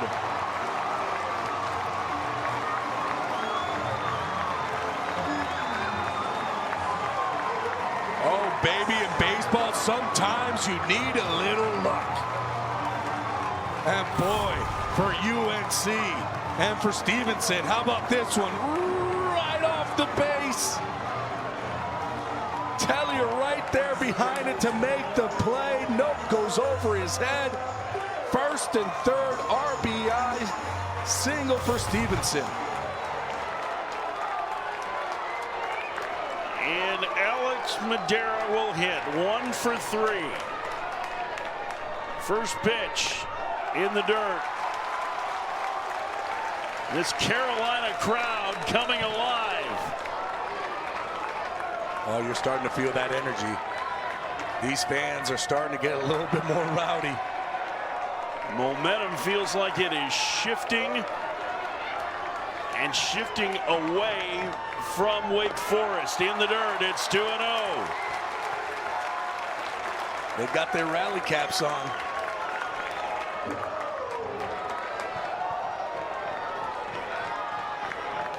Two balls and no strikes. The pitch. Called strike on the outside corner. It's 2-1. Forbes didn't look thrilled with that call as they have eluded the edge. Johnston gets the call though. The pitch. Fouled away. It's 2-2.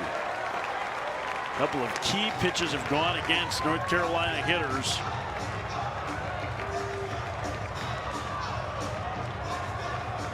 And now 2 strikes on Madera. Tying run at third. 3 home for the Heels in this inning. The pitch. Called strike 3. Locked him up with a breaking ball in Johnston. Florida State. First pitch to Jake Reinisch, fouled back. Here's the difference between the first 6 innings and the 7th inning for Carolina's offense. Now, what was the biggest difference between the first 6 and the 7th, There was Gabby? something there. There was a pitcher on the mound. Oh, yeah, Burns. Yeah, that's the biggest difference. 0-1, fouled away. And that's the crazy part, too, because when you see the stuff out of this Wake Forest bullpen, they've got some dudes who can throw. And all of a sudden, that moment gets there. You got to be able to pitch in a crowd, especially if you're thinking about playing in Omaha. Well, we talked about it at the time. Blake Morningstar walking the 8 and 9 hitters for the top of that order was huge. Reinisch into center field. That's going to get down for a base hit. Leadoff man aboard for Wake here in the 8th. And that's exactly what Wake needs right there. Something to try to shift that momentum back. Because right now, it went straight to that Carolina side. And a pinch runner here. This will be Mitchell Salvino. Probably would have come in the game for defense at some point anyway. Salvino will replace Reinisch. They lose a little power in the lineup. With Reinisch out. They gain a better defender at speed, and Salvino can handle the bat all right. And here's Seaver King. Single his last trip. Great diving stop to save a run for a moment. In the last inning, and he scalds one to center. Honeycutt on his horse. Leaps. He got it. Holy cow, did he make that play?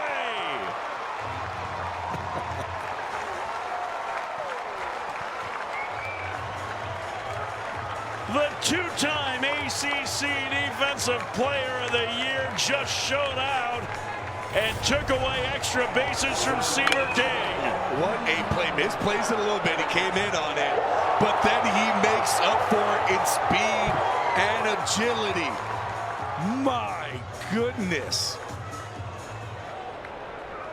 Game, respect, game right there. 1 out. Here's Tellier. Swings and misses in the first pitch. For Mateus, it's 0-1. Last 2 years, Vance Honeycutt has been voted as the best defender in the league. Defensive runs saved from 643 charts agrees. One of the most valuable defenders in the country. Swing and a miss. It's 0-2. I mean, Honeycutt, power, speed, defense are probably going to be enough to get him taken in the first round. Even with some concerns about the swing and miss, the other 3 aspects of the game should add arm to it. Well, he showed off his arm on that one, too, and you're completely right. The only big hit on him is that swing and miss, and whether a team believes that they can go ahead and be able to stop that by just tweaking things in his swing, getting him to be in the zone a little bit more. But you're talking about a guy who's a 5-tool player. There's power in the bat, there's speed, the agility, game smart, where he knows how to play, the angles that he takes in center field. There's a reason why he's back-to-back Defensive Player of the Year. Trying to hold up, he went around. Tellier down on strikes, 2 outs. If Carolina comes back and wins this game, that catch by Honeycutt may end up being the play of the night. I mean, it was a defensive saved run, and how about this? He leads all center fielders in the country with 14.2 defensive runs saved. The next closest is 17.9, or sorry, 7.9. So he's twice as good. He's twice as good as the second best center fielder in the country. So can I, well, actually, I mean, it may have been a literal defensive run save, but that's not how the statistic works. Well, I mean,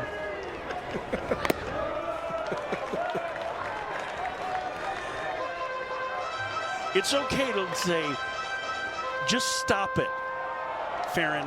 It was a great play. You can say that. no, then I take away what's good about you. What is good about me? A lot of things. You know your numbers, you know your statistics, you know the game. Not taking that away. It's all right. It's okay. Just say, hey, nerd, watch the game sometime, will you? Hey, just say it was a good play. Enough is enough. It was a heck of a play. It was an unbelievable play. It's man at first for Morales. The 1-1 upstairs. Morales is 0 for 3.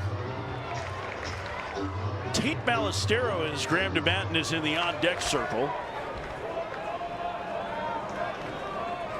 And there's action in the Wake Forest pen. That one high, and the count 3-1. Reinish led off with a single. Pinch runner Salvino still at first. There's Ballesteros, veteran backstop. And there's Salvino getting his lead. 3-1 the count to Morales. The pitch. Swinging a foul, and now the count is full. And with that, Salvino will be running.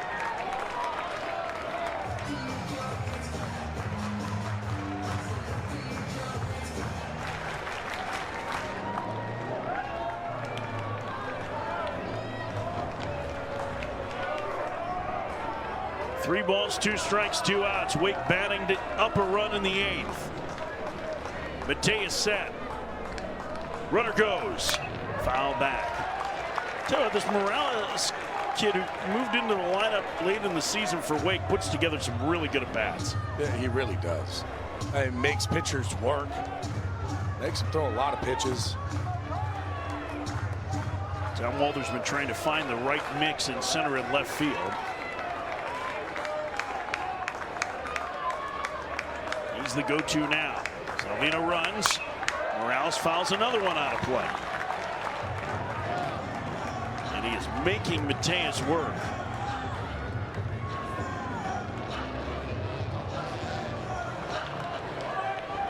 And he's letting Salvino get loose before he has to go play defense, too.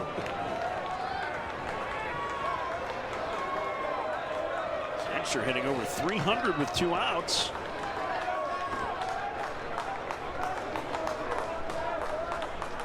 Three-two again. Fouled away again. This next pitch will be the 9th of this at bat. Oh, you gotta love this battle right now.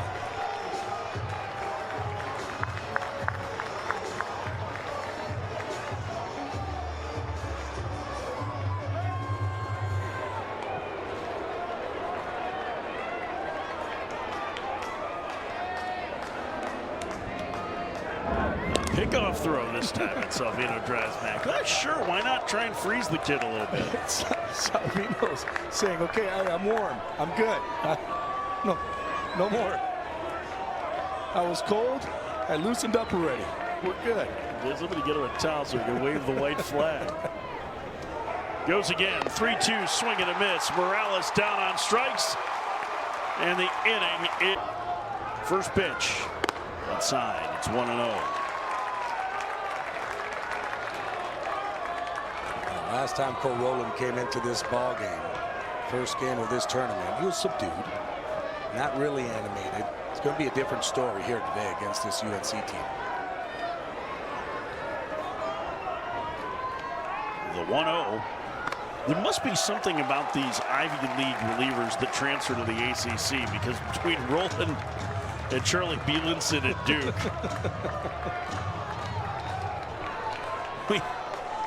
we certainly get guys that really enjoy being entertainers on the field. 2-0. That misses. It's 3-0 to Ozuna.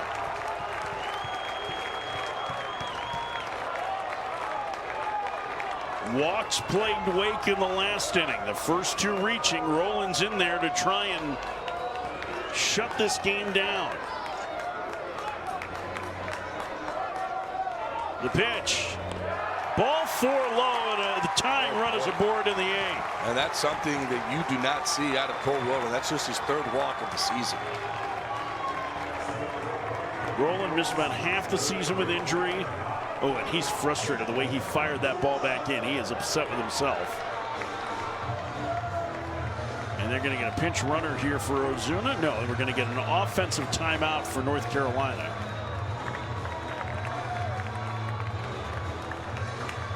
And Ozuna, Gallagher,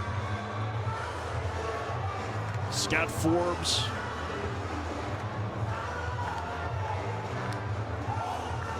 meeting with Jesse Wozbicki, the hitting coach. Oh, we got the rally caps. Is that the hippo? The rally hippo? What is this? Shenanigans. That's what this is. It's having fun. I'm guessing it's a hippo. You tell me. That's a hippo. That's a hippo. That's a. I know a hippo when I see one.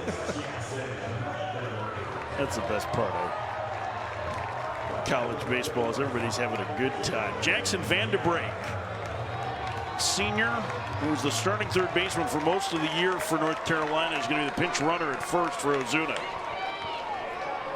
Gavin Gallagher, the starting third baseman, now will hit.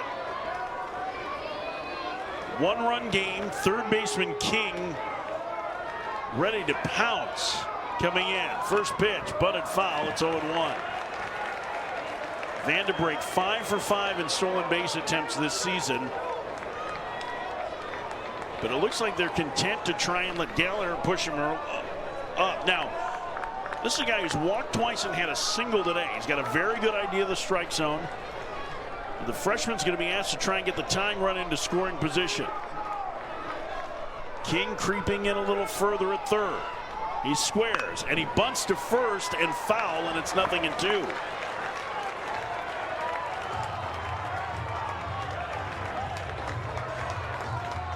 Oh, and 2 the count.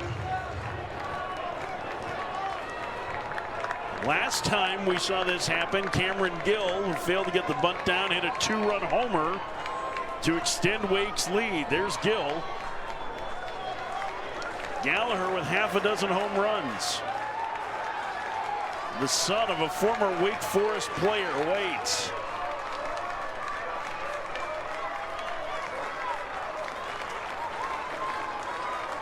A long hold from Rowland. And the 0-2, swinging a foul back. Boy, that was really good use of the pitch timer by Rowland. I don't know how Gallagher was able to stay focused for that long. That's tough. When you're going up against a pitcher and he just kind of holds you to sleep and doesn't let you get your timing going.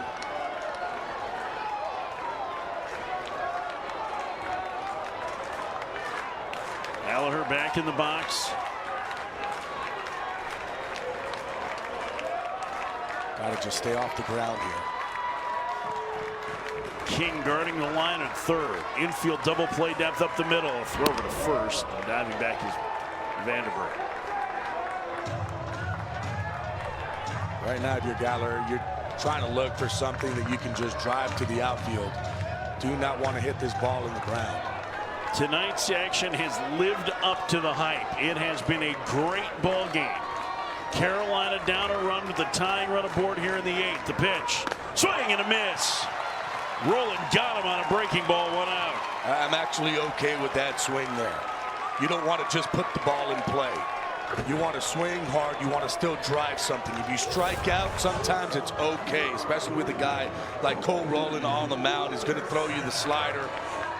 It's a good pitch to hit, but I'm glad he wasn't just trying to make contact, try to drive it still. Colby Wilkerson, the shortstop bats, the switch hitter. Only 2 home runs on the year. King playing at the cut of the grass at third. The pitch, swing and a miss. Oh, that was nasty again.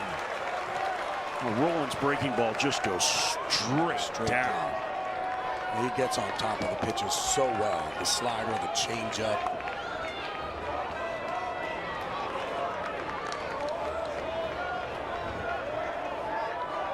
Wilkerson drew a key walk in the 7th inning. He punched out twice against Chase Burns. Burns fanned 15 in 6 shutout innings. Carolina rallied with 3 in the 7th. They're down a run. There's a strike. 0-2. He's going to throw that changeup a whole bunch to lefties. A couple reasons why. He gets a lot of ground balls with the changeup. Also will get ground balls with the fastball, but the changeup is a pitch that he utilizes the most against left-handed hitters. 0-2 the count. The pitch on the ground to the right side. The second baseman Tellier has it. Will get the out at first. 2 gone, but the tying run moves into scoring position. And Vance Honeycutt is coming to the plate. This is where you want to go mano to mano. Vance Honeycutt versus Cole Roland in a situation where a base hit can tie this ball game up. Earlier this year, Honeycutt in a similar spot hit a game-changing home run against East Carolina. A game that was started by Trey Yesavage that Yesavage had dominated. A homer in the bottom of the 8th to win the game for North Carolina 2-1. He takes in the dirt 1-0. No player has hit more home runs in North Carolina history than Honeycutt. Another good thing in this situation is how Honeycutt has done with 2 outs, batting .367. Seaver King is going to call time here. That's it. That'll be their last mound visit. And I wonder what happened that King had to call that. That was. I wonder if he got a signal from the bench or something. I don't know. I don't think the bench was happy that he just did that. I mean, that's it. You can't go out anymore. If you do, you have to remove the pitcher. And you're not going to remove him at this point. I mean, that's what happened in Omaha last year with Florida. They had to take Brandon Neely, their ace reliever, out. The 1-0 in the dirt. What a stop by Gill. 2-0. He has been very active behind the plate tonight. Gill has been criticized for his defense a bit this year, but he has looked excellent tonight. Yeah, he's definitely looked very, very good. I mean, those are tough pitches to block. He's still keeping them in front. Ball's not bouncing off. Softened up right in front of him. 2-0 the count. A big pitch to Honeycutt. Swinging a high fly ball. Deep right center field. Towards the fence. It's off the wall. The game is tied on a 2-out double from Vance Honeycutt.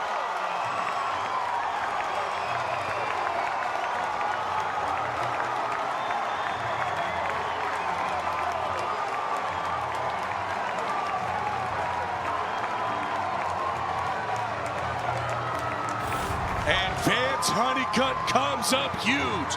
gets a changeup. It's up in the zone, and boy, he delivers. This ball was 114.2 miles an hour off the bat.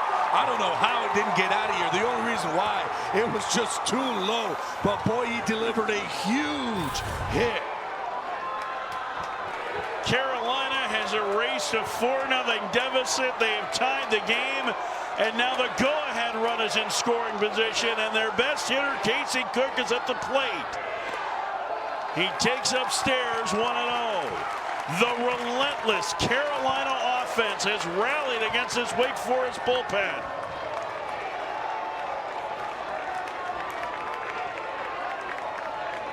There is a huge gap in left center field. The pitch. Cook takes down and in. It's 2-0. I wonder, Gabby, if they considered just putting Cook on here and taking your chances with the right-handed hitting Harbor. It doesn't look like they're going to. This is a big pitch. Down low, it's 3-0. They certainly don't look like they want to give him anything too good to hit, though. No, they're just trying to see if he'll go ahead and chase. You talked about Gil being really good. It looks like they might. Are they going to put him on now? No. Looks like Gil's been doing good behind the plate, so they say, hey, we'll take our chances and see if Cook will just chase one of these. 3-0. There's a strike. It's 3-1. I mean, that 90 feet between second and third doesn't mean a ton here with 2 outs, right? I mean, you don't want to have a guy at third necessarily for what you talked about, a ball getting by, but the 3-1. Upstairs, ball 4, Cook walks. And that'll bring up Parks Harbor.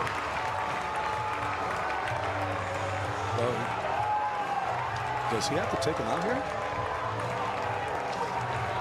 Maybe that was 5, and he only has, and this is the last one. He did look at the dugout, so we may have been off by 1. Again, there's no place to show where. We don't see that. It is. We're trying to keep track with nearly 60 on this season. A base hit here would give Carolina the lead in the 8th. First pitch up and in. It's 1-0. And you'd have to think that if you're Parks Harbor, are you just going to go ahead and just say, I'm going to sit on the changeup? He likes to throw it, likes to throw it to righties. That's the pitch he'll throw the most. Do I sit on it and attack? The 1-0. Called strike on the outside corner. It's 1-1. Rolen has walked as many hitters tonight as he had through his first 14 appearances this season. 1-1. The pitch. Called strike 2. And it just keeps going back to that changeup. It's a good one. Almost looks like a breaking ball the way it comes out of the hand.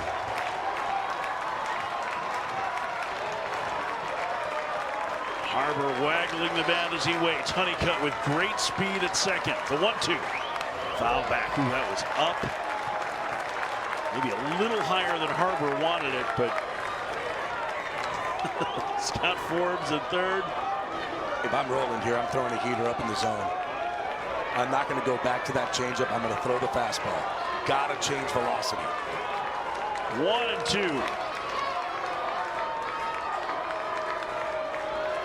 The pitch. Liner, center field. Coming on, Morales can't get there. Carolina leads.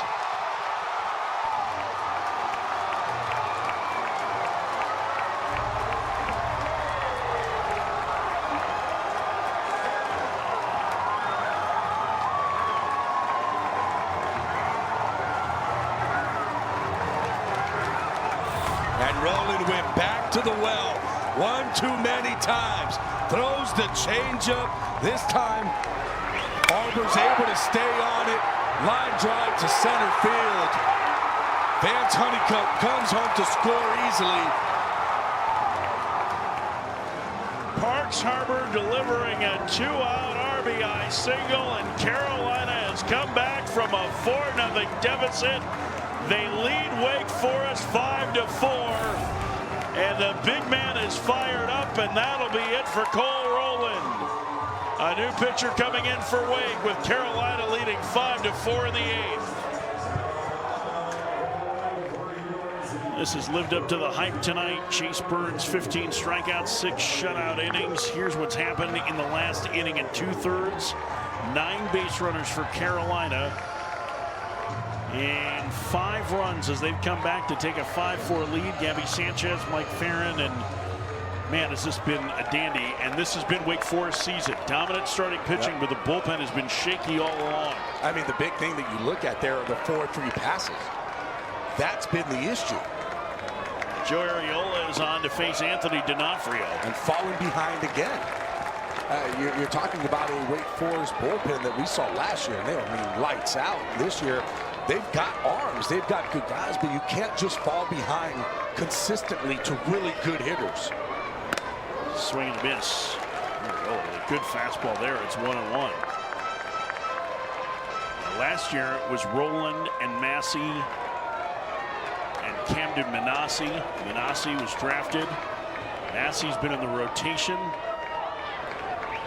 Rowland missed about half the year, but even him coming back hasn't helped to stabilize things. And tonight, the free pass is an issue. 4 walks.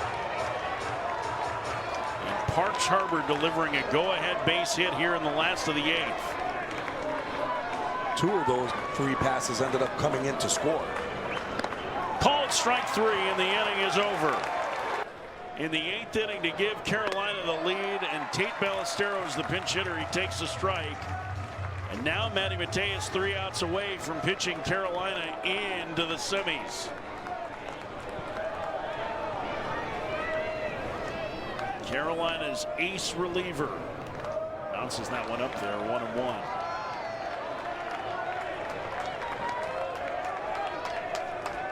Ballesteros, senior catcher,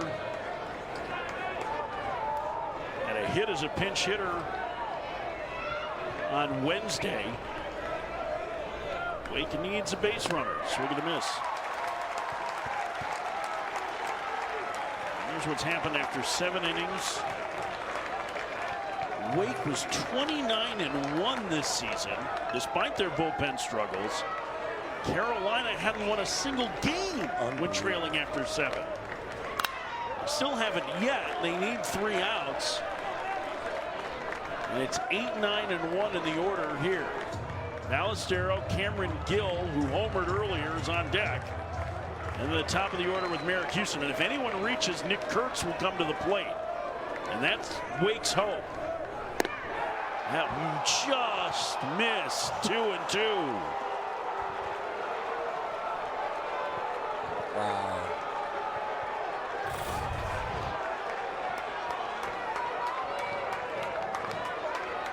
I will say that there are some pitches that have been called strikes tonight that were further away from the plate. 2-2. Swinging a drive down the right field line, but hooking and going foul. It looked like Ballesteros there may have even thought that it was a strike as he turned around. Honeycutt couldn't believe it. Vance Honeycutt, game-tying double, game-saving defensive play. 2-2. Called strike 3. 1 out in the 9th.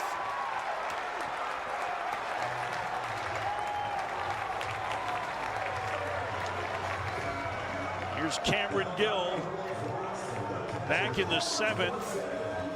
He doubled Wake Forest lead with this blast. They asked him to bunt, couldn't get it down. He said, how about I get this one down instead on top of the pavilion. 2 homers in 2 games in this tournament, doubling his total this year. First pitch to the Wofford transfer is low, 1-0. And right now, if you're Wake, you need to just get Kurtz up. That's what you want. That's the guy that you want at the plate. You need a base runner for that to happen. Outside, 2-0. I should say for the potential for that to happen, as long as you don't get a double play at this point. Right. Merrick Houston who's homered in both games in this tournament, is also lurking in the on-deck circle. 2-0 the count to Gill. There's Kurtz waiting, hoping to get a chance. Strike on the corner. It's 2-1.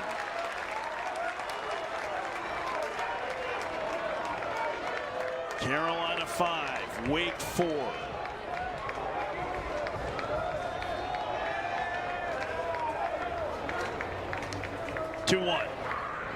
Tried to check his swing. He went around. Doug Vines, our first base umpire, said he went. It's 2-2. That slider is just really good right now. Definitely went through the zone.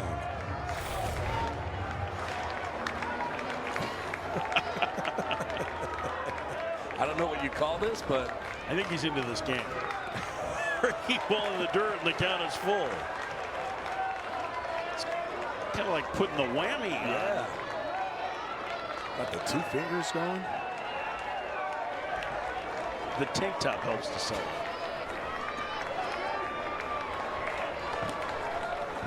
Three and 2 the count. 1 out.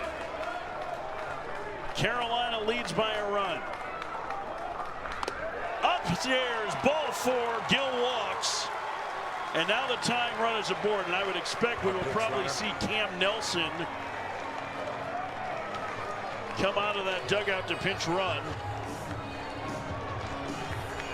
It is the freshman center fielder who will run for Gill. Tying run at first.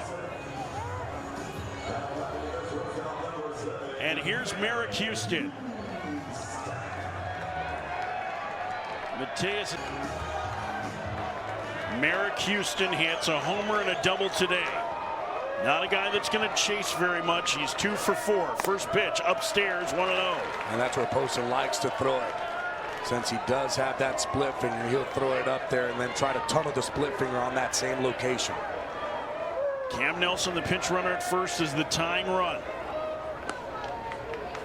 1-0 popped up on the infield. It's the third baseman making the play, Gallagher, and that's a big second out.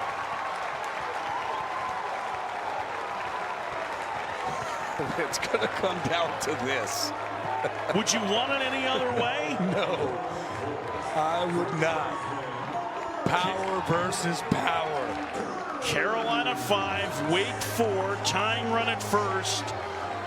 Wake's leading home run hitter, the first team All-ACC first baseman, Nick Kurtz will bat. First pitch, upstairs, it's 1-0. And how about that for Poston? You think he got a little extra juice? 97 miles an hour on that fastball. Kurtz today, 2 walks, a ground out to short, and a fly out to deep left field.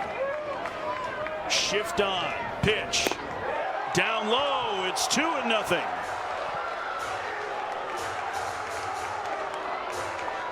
Kurtz looks so calm in this spot, but he knows what's on the line. 2-0. Nelson a modest lead. Down low, it's 3-0.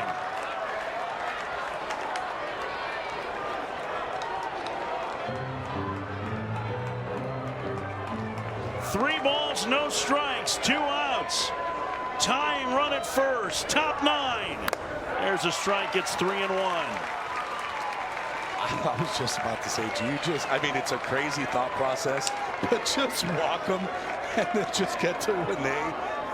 I mean, it's not the craziest thing to think of, putting a guy in scoring position. 3-1, he takes a strike. He went to the splitter, 3-1. Went to the splitter, and guess what? I would probably be going to the splitter on 3-2 here, too. Nelson will be on the move. 2 outs, 2 strikes, 3 balls. Down a run, the pitch. Foul back.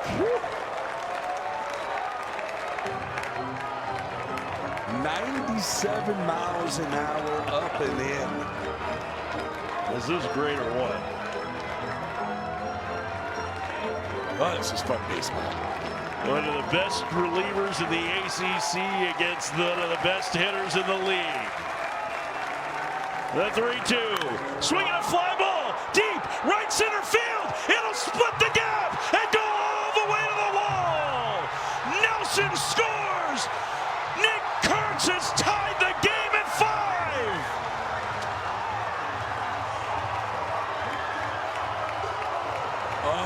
Unbelievable. That's why that man is going to be a top 10 pick in the MLB draft. Takes a 97-mile-an-hour fastball in on the hands and drives it to right center field in a huge moment.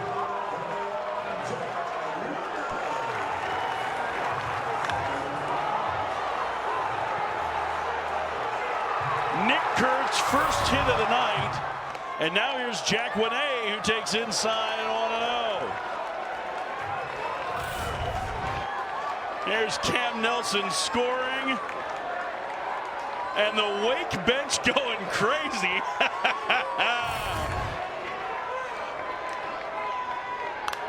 Popped up foul and out of play. Wow. 3-2. Runners moving. You know, we very rarely get games that are hyped up that live up to expectations. Tonight may have exceeded it. This has been incredible. What a ball game. Upstairs, 2-1. Remember, Wake got swept at home by Carolina earlier this year.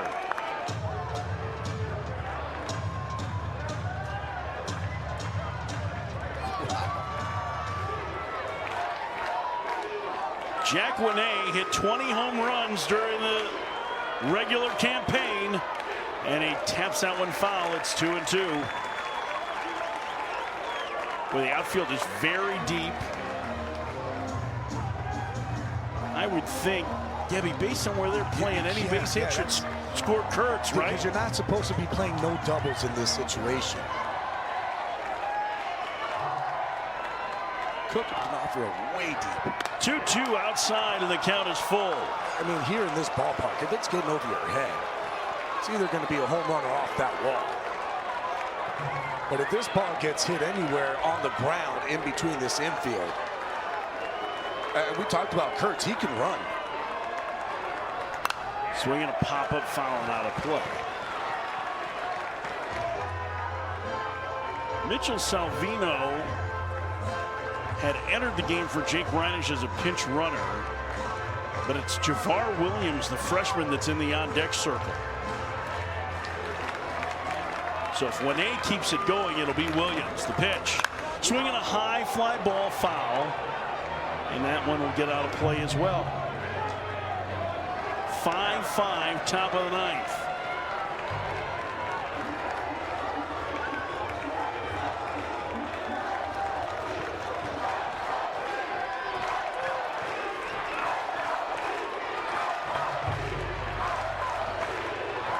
Kurtz with a healthy lead at second. Big hole in the right side.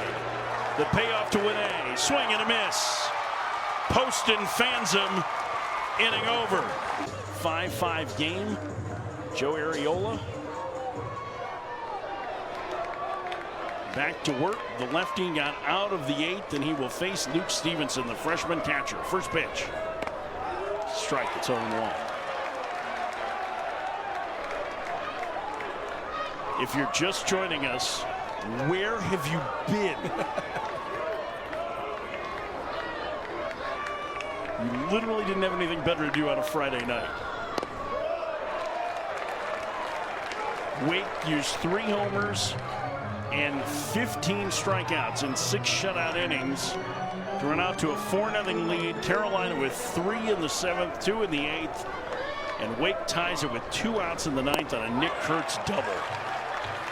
Count 1 and 2 on the freshman Stevenson. I mean, we've had everything in this game. Weird plays, great defense. Pitcher striking out 15. 1-2. Ooh, that just missed. 2-2.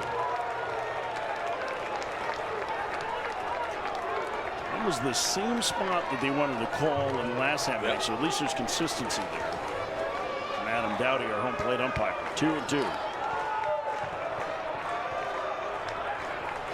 Time is called as a ball got loose from the bullpen.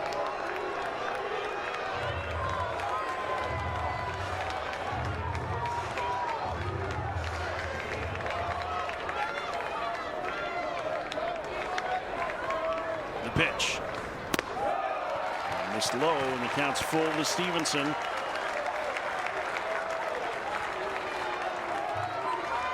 Carolina's hype man still working.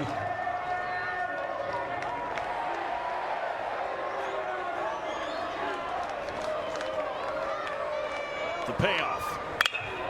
Hit into the shift. That's Tellier in shallow right. A strong throw to first, and the leadoff man gone in the ninth.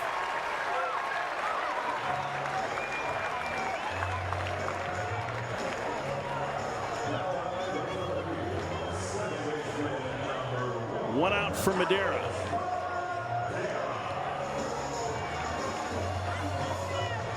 Alex Madera 1 for 4, 3 strikeouts. That's a rarity for him.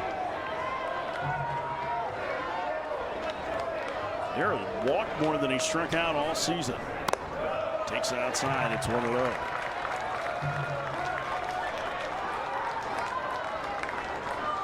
Remember, Alberto Ozuna is out of the game. The power hitting DH was pinch run for. So it's the veteran Jackson Vanderbrink in the on-deck circle for Carolina.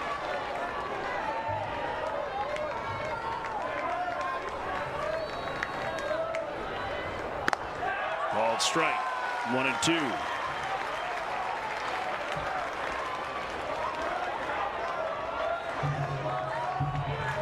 Go with the curveball here.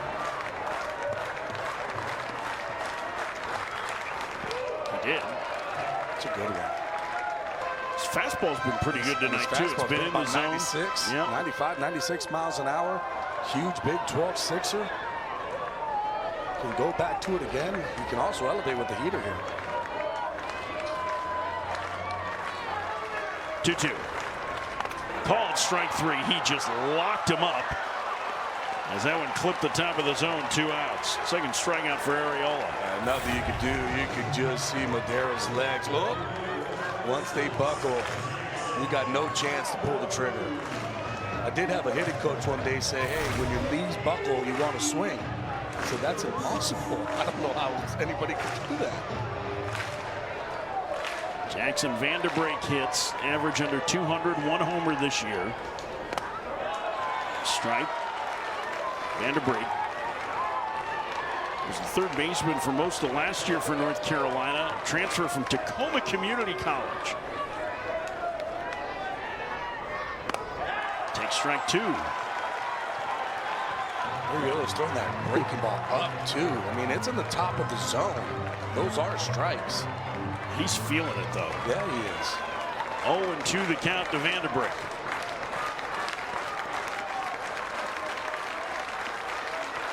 The pitch.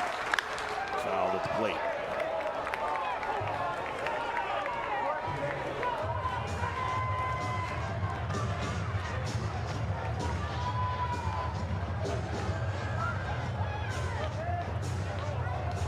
If there is a 10th, Salvino, King, Tellier, 3 right-handed hitters scheduled, though they say Javar Williams hit for Salvino.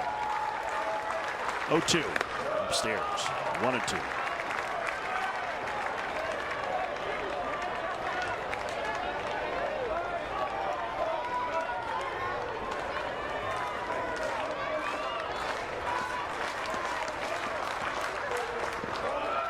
In the dirt, trying to get him to chase. Well, that's a good take by Vanderbrink. I feel like he knew the curveball was coming there, especially after that fastball up in the zone. Tries to lock him up with one in the zone here. There goes a fastball, and he blew him away. A 1-2-3 ninth for Arriola as he leads off the 10th. As Gabby told you, it's a tie game. The first pitch misses outside. It's 1-0.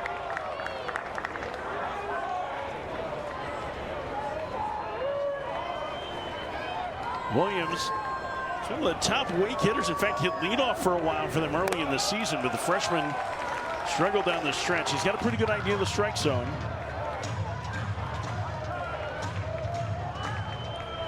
And he's ahead in the count here, 2-0 on Poston.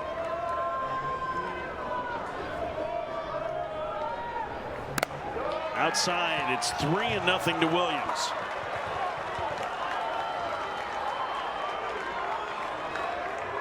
Wake tied the game with 2 outs in the top of the 9th inning on a double from Nick Kurtz.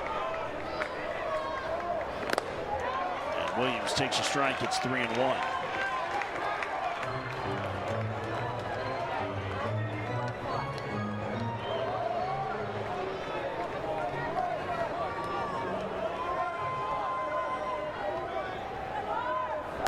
Upstairs, ball 4, and the leadoff man aboard in the Wake 10th. Oh, that's a big AB by Williams there.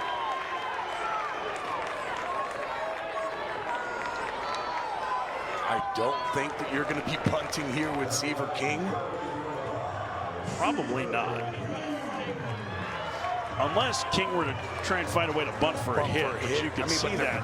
They're playing corners in. Well, now Ballard starts to move back a little bit. King with a single, but he's kind of built for these moments.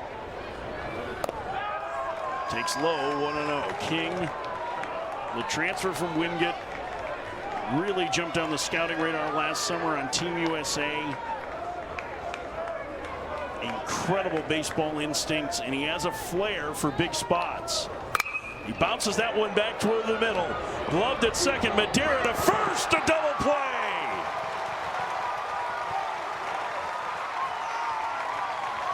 Darren Wilkerson laughing as he had to dodge the base runner, the umpire, and the runner, and the shortstop, excuse me. He had to dodge everybody on this play. Madeira, though, coming up.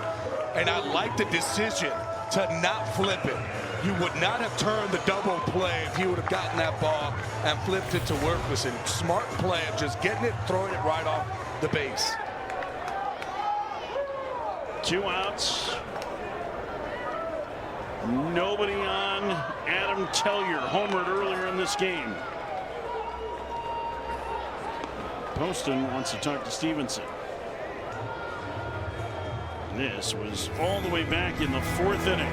He made it 2-0 Wake Forest. A line shot from Tellier. One of 3 Wake Forest homers.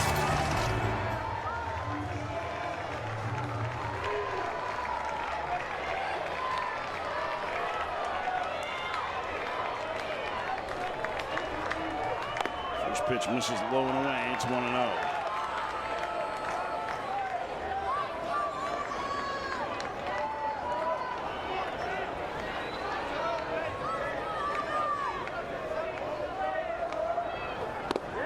Trying to check his swing. He went around. It's 1-1.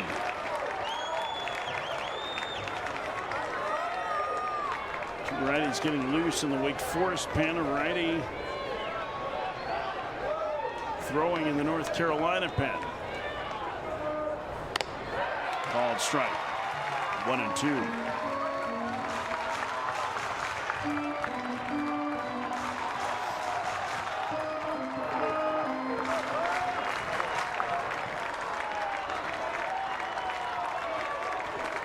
Pitch upstairs.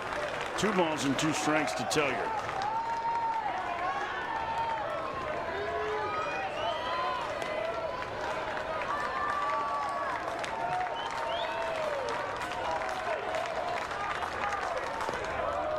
Count goes full.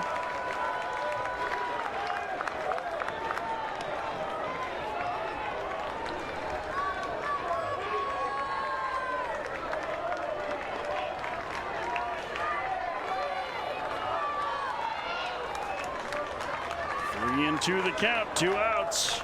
5-5 game. Tellier swings and misses. A foul tip into the glove of Stevenson, and the inning is over. Poston works around the leadoff walk. It's Honeycutt due 3rd in the 10. To play right field after pinch hitting.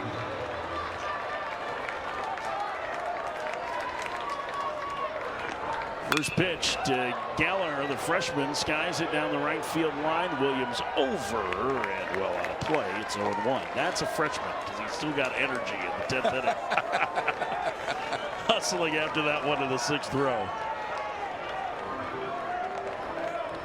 Gallagher tonight on base 3 times, struck out in the 8th. And after trying to lay down a potential sacrifice. Upstairs, it's 1-1. The bottom of the order has been key for Carolina in starting rallies. They have. They've been getting themselves on base. You look at what Gallagher's done today. He walked in that 2nd inning, got a base hit, walked again, been on base 3 times. It's because what you have in the top of the lineup. So when you're able to get on in that bottom and you're able to let your top of the lineup get some chances with guys on base, that's where they were able to score those runs there in that 7th and 8th inning. 2-1 the count to Gallagher. Upstairs, 3-1. What's on the line is a trip to the semifinals against Florida State tomorrow afternoon. The ancillary part for Wake is if they can win this tournament because they have an RPI that's in the top 10, they may end up hosting, but they probably need to win it to do that. They finished 15-15 in conference, and Gunther has walked the leadoff man here in the 10th. That's the 4th time Gallagher's been on base, and he walks for the 3rd time today. And here's Wilkerson, and Vance Honeycutt is lurking on deck. Now here's the situation that you have if you're UNC and your Forbes, right? If I bunt, more than likely they're going to walk Honeycutt, but that's Are okay. they? Because Casey Cook's behind him. That's right. I was going to say that's okay because you have Cook behind. Wilkerson bunts, fouled away. The only reason why I would say to walk him is so you have a double play in order. Okay, I can see that, but also if you're trying to get outs, Honeycutt does have a tendency to strike out. He does, but then he also has a tendency to get that big hit like he did in that 8th inning to tie that ball game up. A rocket double. He scored the go-ahead run in that inning before Wake tied it in the top of the 9th. Winning run at first. Wilkerson bunts in the air, caught by Gunther, 1 out.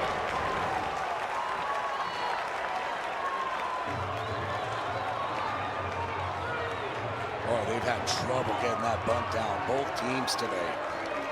And here is Vance Honeycutt. 8th inning, Cole rolling on the mound. And he tied the game with a bullet to center field.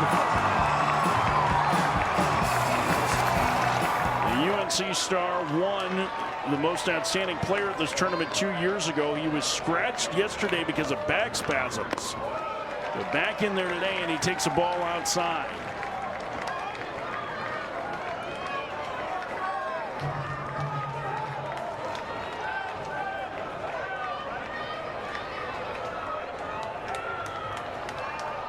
They're giving him a mound visit here in extra innings, and so Corey Muscara is going to use it. The Wake Forest. Oh, there's a strike. It's 1-1. If this thing goes 15, we're taking our shirts off. I'm in. Don't tempt me with a good time.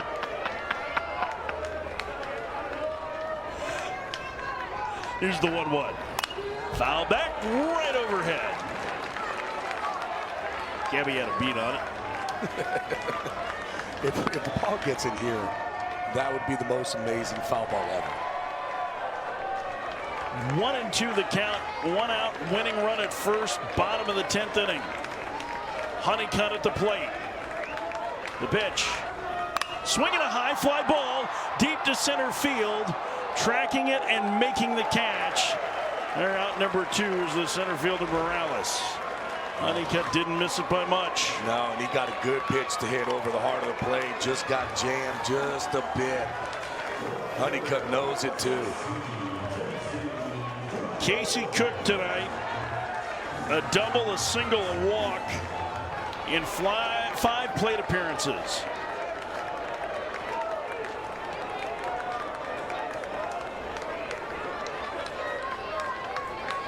All ACC performer has the winning run at first.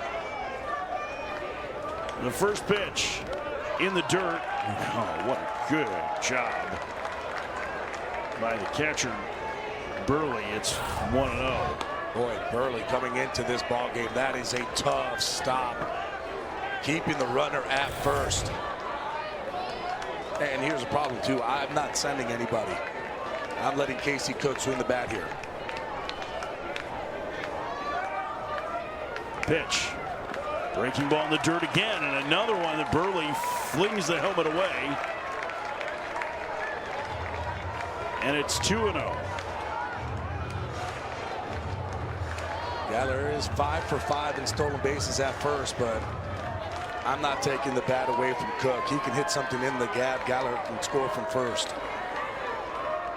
Burley, a transfer from Brown. Cook takes. It's 3-0.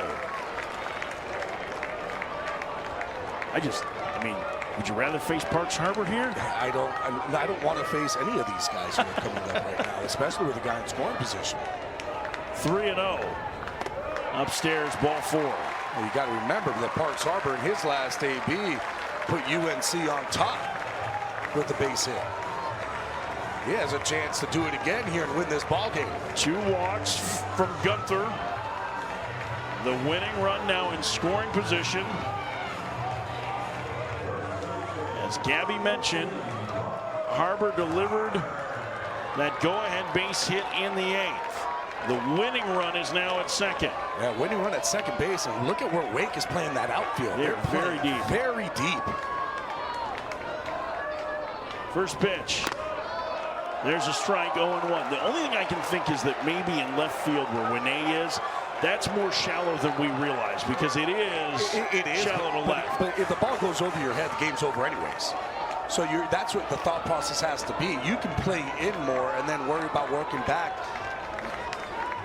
I think he's just too far. The 0-1. Harbor takes a strike. It's 0-2. There you say Winne. The left field fence looming behind it. 0-2 the count. The pitch. Swinging a fly ball. Center field. Morales back. Still going back to the warning track. He makes the catch. And the inning is over. He'll mix in a splitter and a slider every once in a while.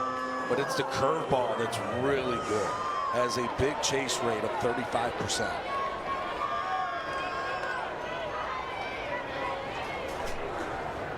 First pitch to Morales. The center fielder takes high. It's 1-0. 7, 8, and 9 for Wake Forest. Morales, Ballestero, and Burley, the scheduled hitters. There's a strike. Count 1-1.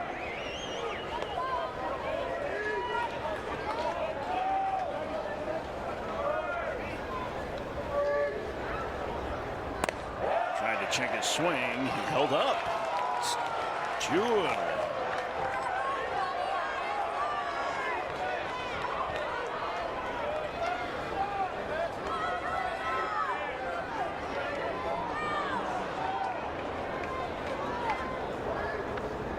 Delivery tapped in front of the plate. Stevenson has it. He fires to first. And the leadoff man gone. That was a first baseman sitting next to me who was holding his breath on that throw into the runner. Oh, those are so tough. He did it right, though, the way that he was able to go to his backside and then spin away from the runner. The last thing you want to do is leave your arm in there. Stevenson comes up, grabs it barehand, fires over. Look where this ball is, right up the lane, and oh boy. One out, here's Ballestero. I've seen too many bad injuries that way. Yeah, that's it. Wrists and elbows and shoulders for first baseman. It's a dangerous play. I remember Albert Pujols breaking his elbow on some play like that. Derek Lee. First pitch upstairs to tape Ballestero. 1-0. Ballestero. Now there's a pinch hitter his last time, or his first time up, and that was back in the 9th. 1-0. Takes strikes. Downstairs, it's 2-0.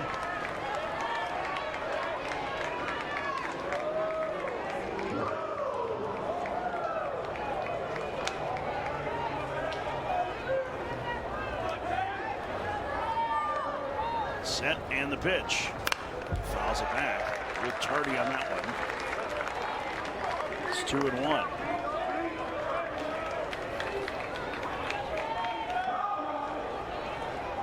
If you're curious about where things stand for North Carolina, 3 lefties do in the 11th. There's a strike. It's 2-2. D'Onofrio, Stevenson, Madera.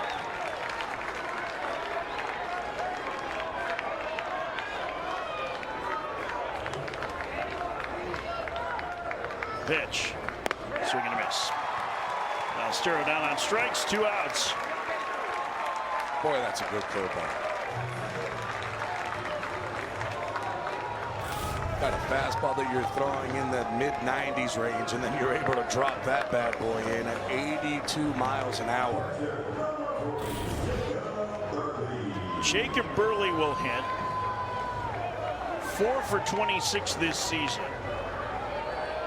The transfer from Brown, where he was a 2-year starter and the captain of their team last year, takes high 1-0. Going back to 2022, he played there with Charlie Bielenson, the Duke closer. There's 4 hits on the season for the backup. And the count 1-1. He's in the number 9 spot.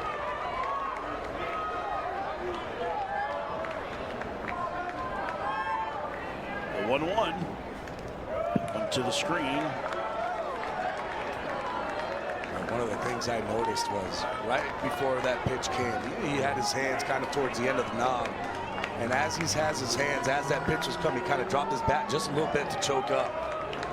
Almost thinking he's going to probably throw me a fastball. Let me choke up here real quick. 2-1. Foul back. A little tardy on 93. It's 2-2.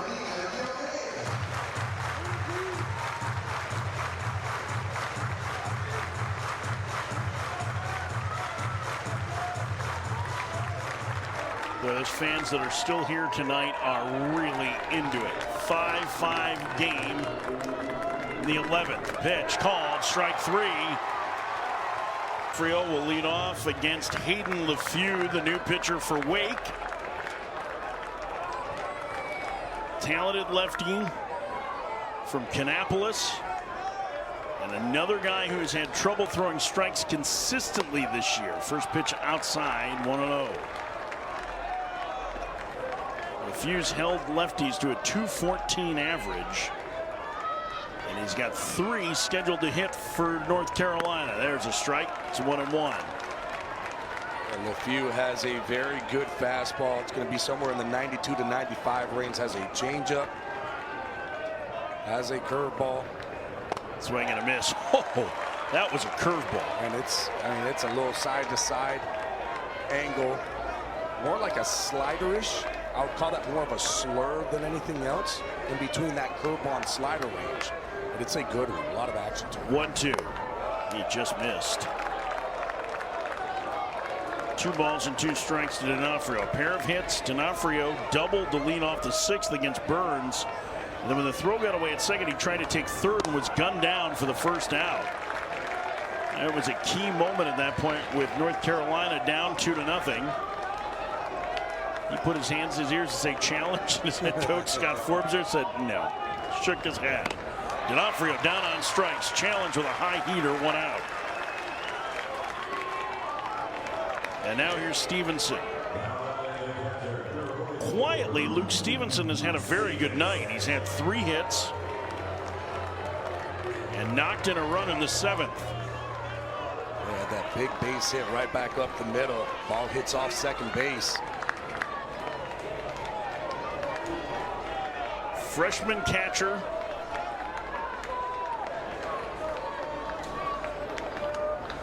Swings and misses at a breaking ball on 1. Stevenson is going to go down as a really good player in North Carolina history. You can already tell he is going to be a star.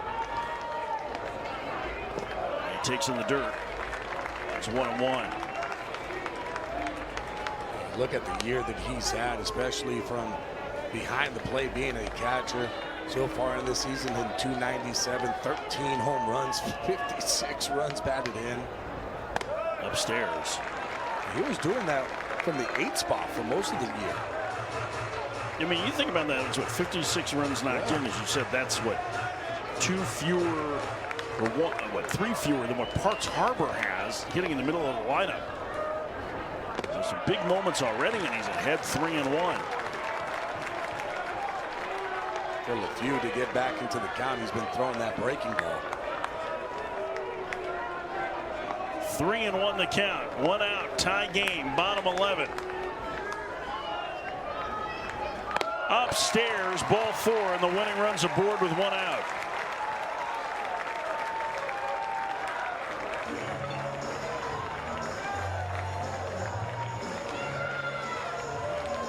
Ninth walk issued by Wake Forest pitching tonight. They fanned 21. 15 of those were Chase Burns. Oh, and our friend has gotten better seats.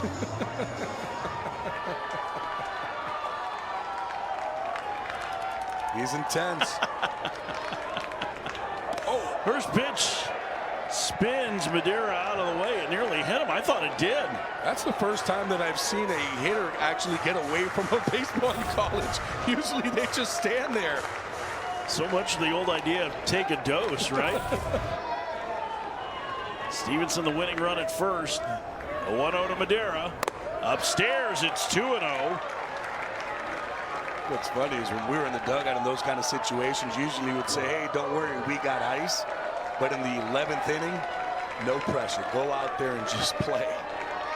2-0 the count. And I think our home plate umpire telling the Wake dugout that they don't have mound visits available. The pitch. Called strike. It's 2-1. Well, LeFew's going to have to figure it out on his own. There is a righty getting loose in the pen. This is the last of the 3 straight lefties for North Carolina in this inning. Madeira's punched out 4 times tonight. And he's ahead in the count, 3-1.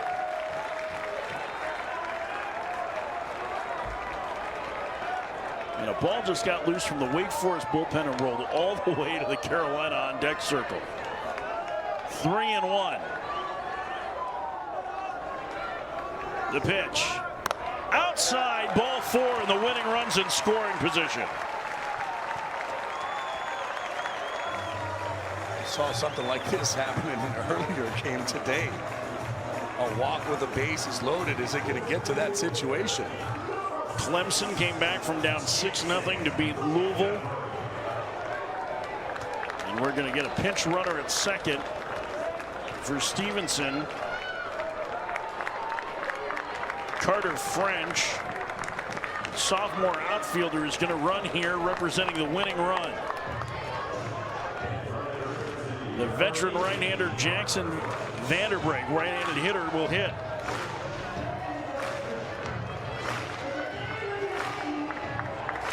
Oh for 1 tonight. And Tom Walter looks like he's going to make a pitching change here. LeFew retired 1 of the starting job to Gavin Gallagher. Now has a chance to send his team to the semifinals. First pitch outside. It's 1-0. Shanoski features a fastball, changeup, curveball, and a slider. Runners get their lead. The pitch inside. It gets away. And now the winning run is 90 feet away.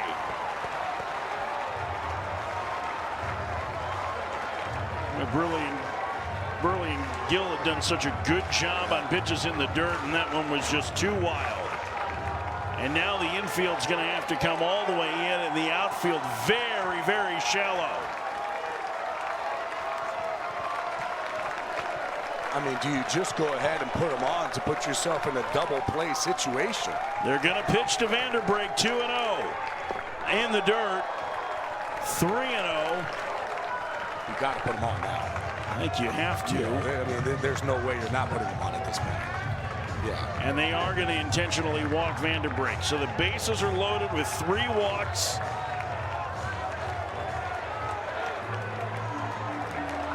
Last Friday, in a game started by Chase Burns, Wake Forest lost 2-1 to NC State on a bases-loaded walk in the bottom of the 9th. Now they face Carolina, bases loaded, bottom of the 11th, 1 out. Gavin Gallagher at the plate. The freshman has walked 3 times tonight. Infield double play depth. Kurtz playing in at first. Winning run 90 feet away in the 11th. Winner to the semis. The first pitch, way outside, ball 1. I mean, the other thing that you can look at too is a wild pitch getting away. We've already seen it.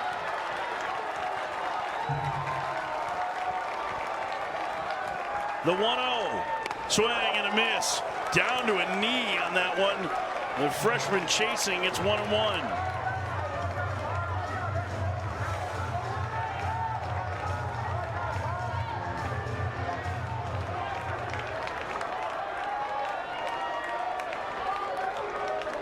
Shanoski set the pitch. Outside, it's 2-1.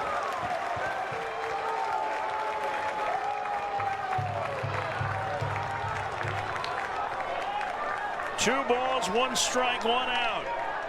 Bottom 11. The set, the pitch. High strike, 2-2. Gallagher did not like it.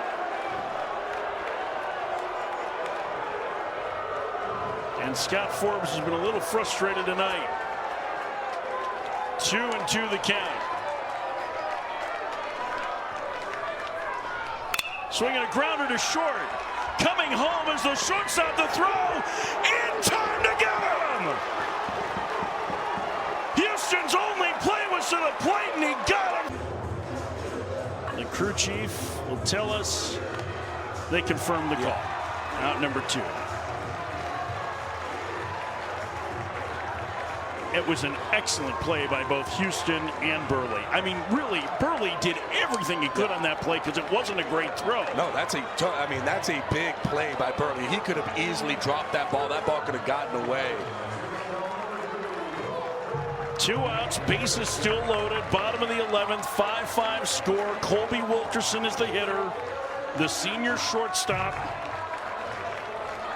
He has walked in 5 trips. He is 0 for 5. First pitch. Outside, 1-0.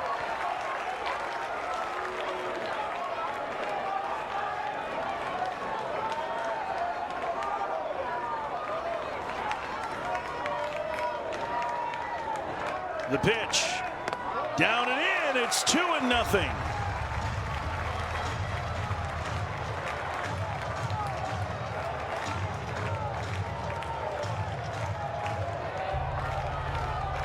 Madera, the potential winning run, is at third. 2-0 the count. Called strike. Floated a changeup in there. It's 2-1. Yeah, he was taking on that pitch.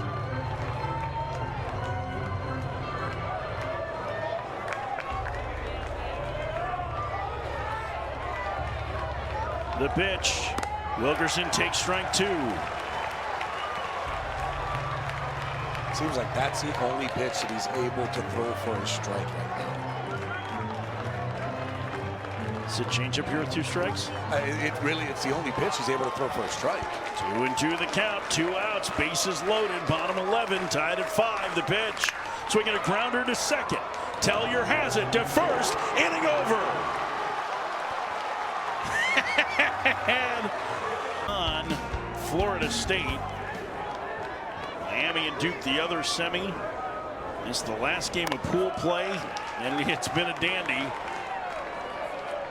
Peterson back to work for his second inning. Top of the Wake lineup here in the 12th. Got to make something happen here in the 12th inning for one of these teams at the top of the order coming up. Eric Houston's ahead 2-0.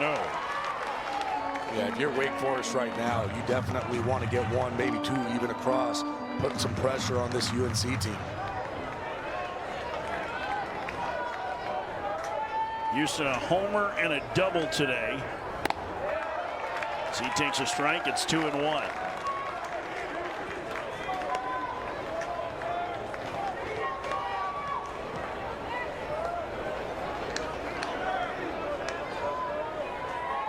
The pitch, called strike. It's 2-2.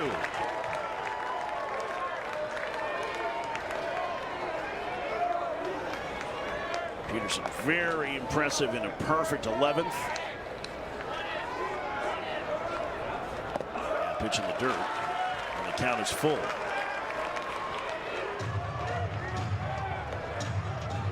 Yeah, you can't walk him. So here's going to be the pitch that you can throw for a strike. If Houston gets on via hit, fine, but you cannot give out the free pass.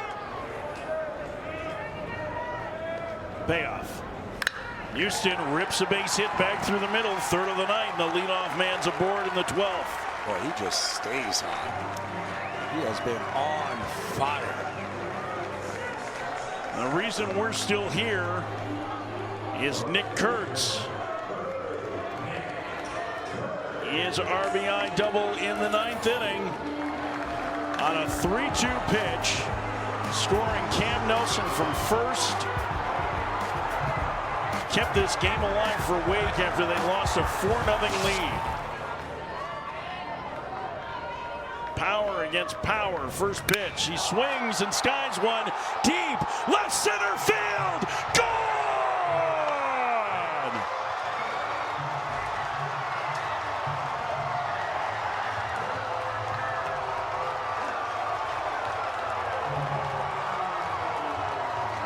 Nick Kurtz hit the scoreboard the other way.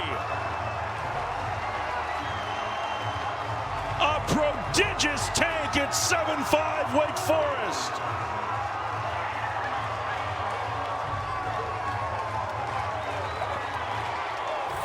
Oh my. Fastball down in the zone. Nick Kurtz knew it right off the bat. This is probably the farthest ball that I've seen hit to left field, and it comes from a lefty. 408 feet the other way.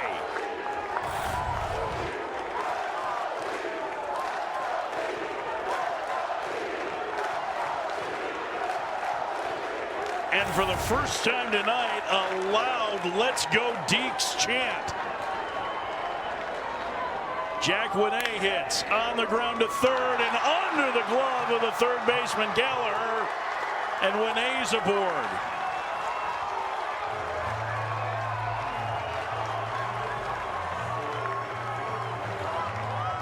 Nicky Nukes has turned this game on its head, and now Wake's threatening to add some insurance. Yeah, Gallagher just couldn't get his body there. That glove didn't get down. Ball sneaks underneath. That is an error on Gallagher. 7-5 Wake Forest. And here's Javar Williams, entered as a pinch hitter and walked. In the 10th, squares to bunt and bunts. That's a pretty good one. Peterson's only play is the first. The sacrifice executed by the freshman.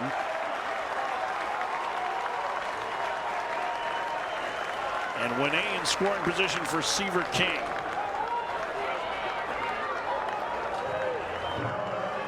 Nick Kurt's opposite field home run to give Wake the lead is the 54th of this tournament. That ties the record set in 2022 for the most ever in the ACC tournament. And Seaver King's just earned an intentional walk. 54 home runs. 4 homers tonight from Wake.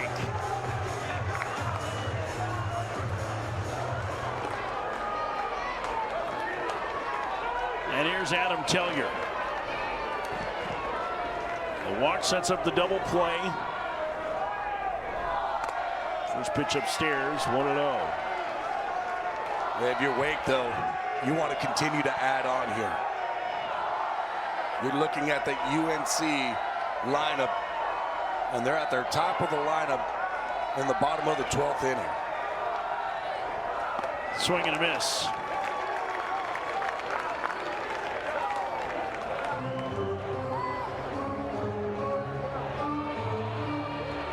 A quick mound conference here.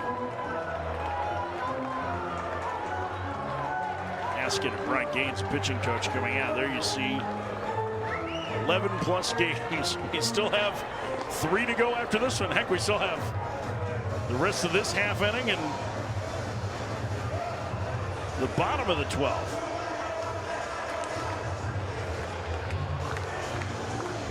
First time we've seen Coach Gaines tonight.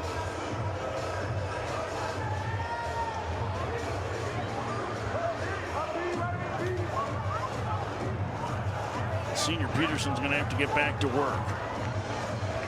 Nick Kurtz, 22 home runs on the year. First team all ACC first baseman. Delivering. And the count at 1-1 to Tellier.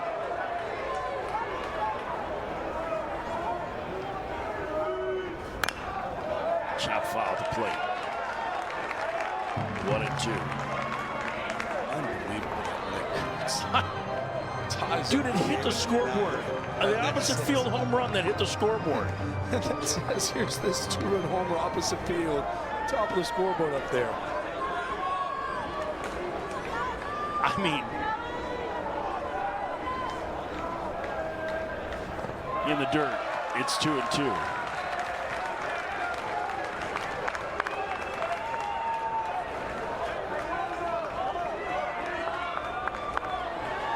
We've seen some unbelievable stuff tonight. I mean, and the thing is, it's been from the stars, right? Yeah. Foul back by Tellier. The Stars have done it tonight. And starting off with Chase Burns, 15 strikeouts. Yeah, Vance Honeycutt with the big double to tie up the game in the bottom of the 8th. Seaver King throwing leather. Seaver King throwing some leather out there. Kurtz, a game time double in the 9th. Go-ahead homer in the 12th. Center. Yeah. I mean, Dalton Pence, Matty Mateus, both being good out of the bullpen for North Carolina. Their star relievers. It's Parks Harbor with the big hit. Yeah. He'd go on and on. It would take us 4 hours and 20 minutes to recap this game, I think. But we'll leave that for Danny and Justin on All ACC. 2-2. Swinging a bouncer foul. We also had some funny moments where Cameron Gill couldn't get down 2 bunts and then hit a home run on the next pitch. That's right. And we've seen the most vulnerable record in history fall. I mean, it was the 54 home runs in this tournament was destined to fall in about the 3rd inning of game 1. Foul back. Well, there's still 3 games left. Right. This has been this one. I'll tell you what, this has been the best day of action so far. Absolutely. I mean, even the final looked pretty decisive in that second one. Well, it means that that game was great. But the Florida State Virginia game was a good one too. I mean, they combined to score with 12 runs in the 7th. Oh. That in on the hand of Tellier, and it hit him. If you took the day off work today and you're walking around on the concourse and you've been here for all 3 games, you have made a very wise decision.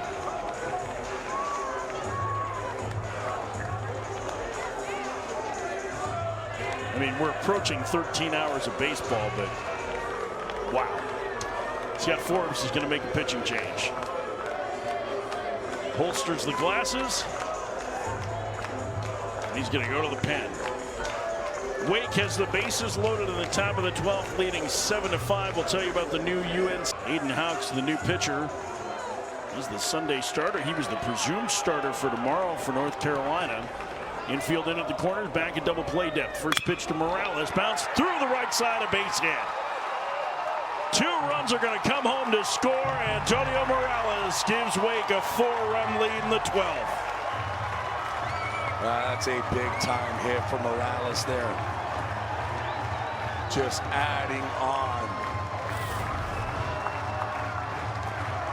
Morales gets a fastball, just turns on it. Out of the outreach arms if Harbor can't come up with it. And all of a sudden, Wake has taken a commanding 9-5 lead. Their second 4-run lead of this game. Tate Ballestero, who entered this game as a pinch hitter, now with his 3rd plate appearance.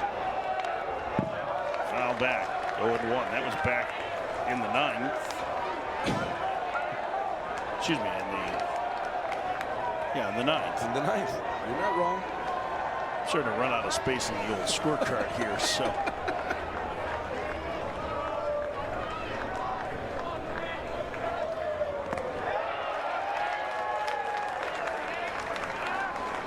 One the count. It's officially weird baseball time. We've hit midnight local. But you can get out your ice cream. It's tomorrow. So if you were saying you were keeping an ice cream per day. No, now it's today. Or it's today. Now it's today. Now it's. Look at this 1-2. It's 13 hours away from the winner of this game playing Florida State.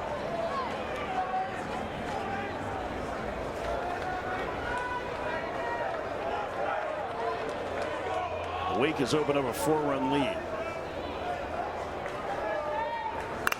Foul back.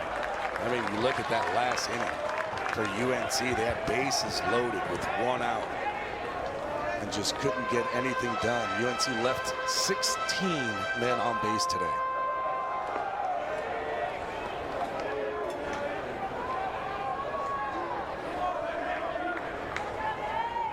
One-two. Foul back again. Pretty good bat here from Ballestero.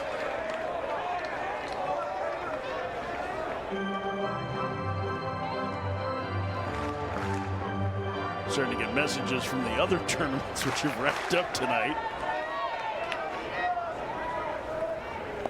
Pitch in the dirt. It's 2-2.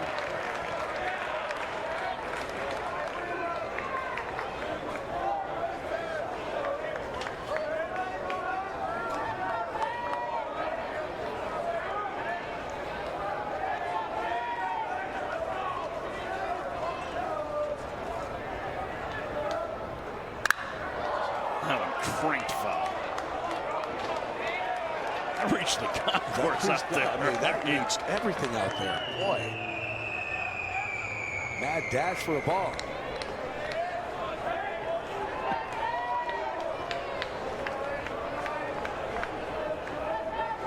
Two. Rip foul pass first. Ballestero having himself an AP. He's been really good at bat. About to be on pitch number 9. Wake with 4 runs home in the 12th already.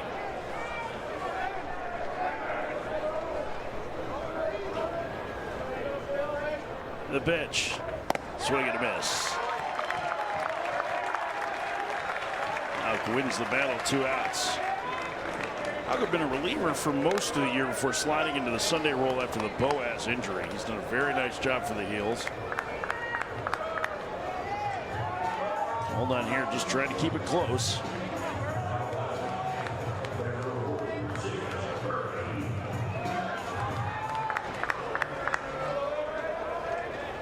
And here's Jacob Burley. Backup catcher swings and misses, 0-1. 9th man to come to the plate in this inning. As Gabby mentioned earlier, the top of the North Carolina order is due in the bottom of the 12th. It's going to be tougher for him at this point, but I wouldn't put anything past him. Called strike, it's 0-2. And the way this one has gone, I agree.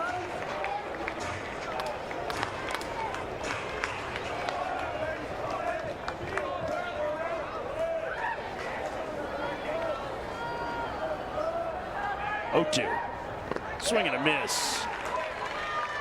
Early down on strikes, inning over. Wake sends 9 to the plate. They're hanging out. And Hype Dude is into it. Like, he gets it. This is a great ball game. I'm in on Hype Dude. There he is. Oh, that's great. Vance Honeycutt. He's not giving up. Nope. You see Massey, the junior, worked mostly as a starter this year, but has plenty of relief experience. And the count 1-1.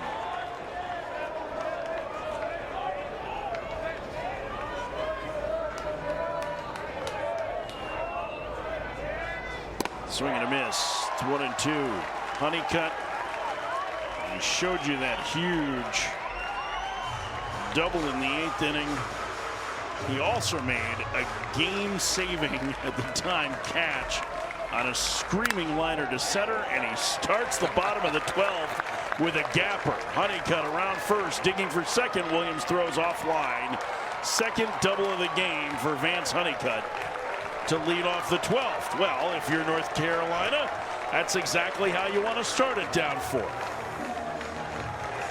And who's the one that's doing it? Of course, it's Vance Honeycutt. Getting things started for UNC. Says, hey, we need to get 4. Just follow my lead, fellas.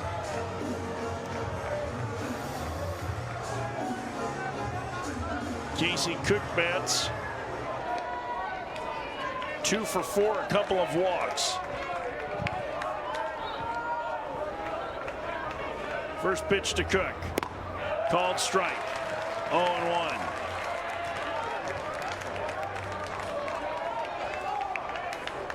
The redshirt, or excuse me, the draft eligible sophomore. A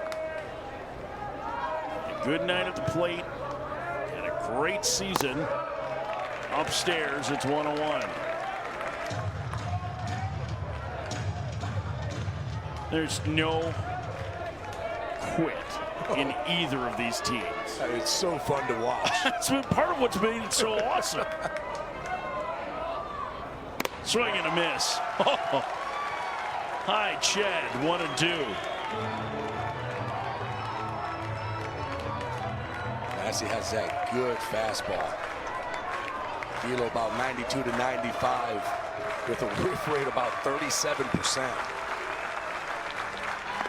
Upstairs, and Honeycutt takes third without a throw.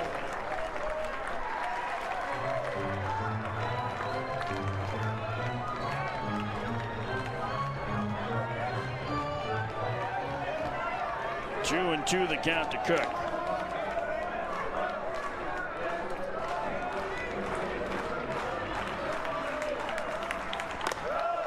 Inside, and the count is full. If you're Massey, the last thing you want to do is put another man on, because you're starting to get into some heavy hitters with Harbor and D'Onofrio. Swing and a miss. He blows the heater by Cook, and that is a big first out. I talked about how good that fastball is, especially on that whiff rate. You can see it on that one, 95 miles an hour right on the outside corner. And Cook can't come up with it. And Cook, who's actually one of the best in hitting velocity. First pitch way upstairs to Parks Harbor. It's 1-0. Harbor 1 for 6 with a couple knocked in. 60 RBIs now in the season. Takes high. It's 2-0. Massey moving a little fast here. Trying to hurry up and get this one finished. Wake by 4. There's a strike. It's 2-1. I mean, at this point, with the struggles that Wake's bullpen has had throwing strikes, you don't take any count for granted. I mean, that's why even on a 4-run game, you talk about that first out being big. And the count now 2-2.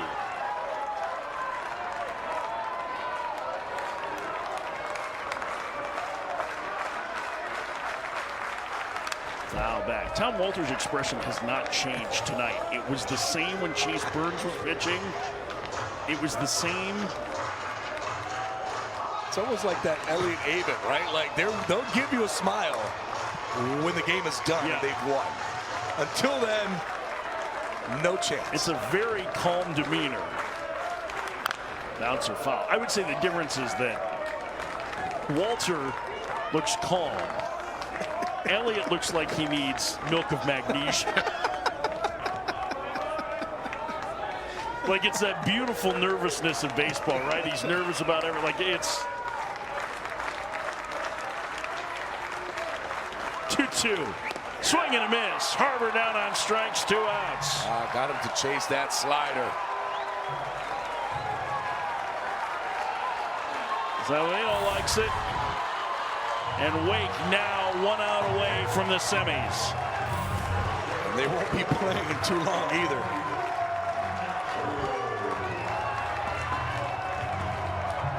That's the 23rd strikeout for Wake Forest pitching.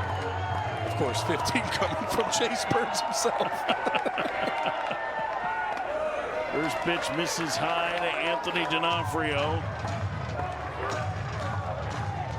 2 for 6. Double and a single. Thrown out trying to stretch that double. Takes upstairs. It's 2-0. Burley really getting after Massey, saying, keep the ball down. How about that, huh? Burley, the backup catcher, let's go. Being very vocal behind the plate. He's been doing that the whole time since he's been back there. Former team captain at Brown. Takes a strike. Gotta love it too, right there. Even giving him the head nod, like, yeah, there we go. That's what I'm talking about. I mean, this game means a ton to both of these teams. Up and in, it's 3-1. I mean, for Wake's long-term projections, it means more, but man, at this point, I mean, listen, we saw a game that didn't matter to Clemson. They came back from 6-0. This is some great competition. Honeycutt still at third. The pitch, swing and a miss. And now North Carolina down to its final strike.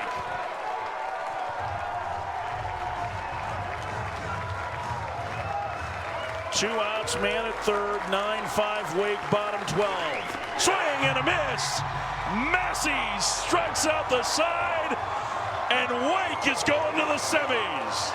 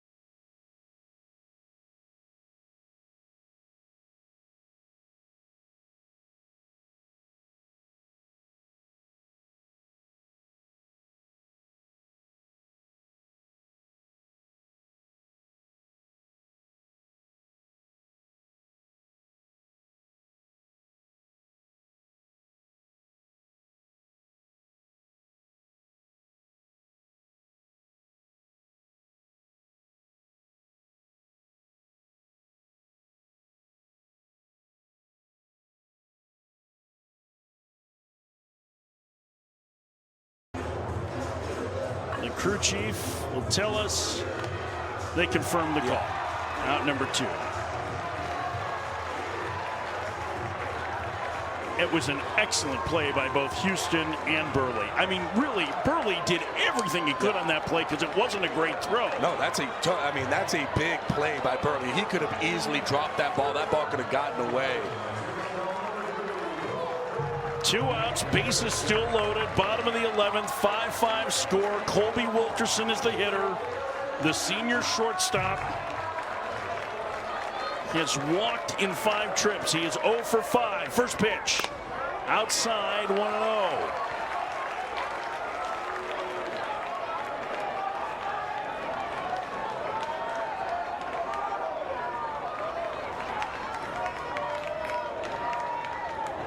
The pitch, down and in, it's 2-0.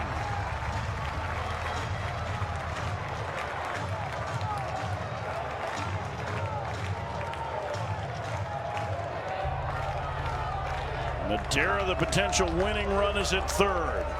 2-0 the count. Called strike. Floated a changeup in there. It's 2-1. Yeah, he was taking on that pitch.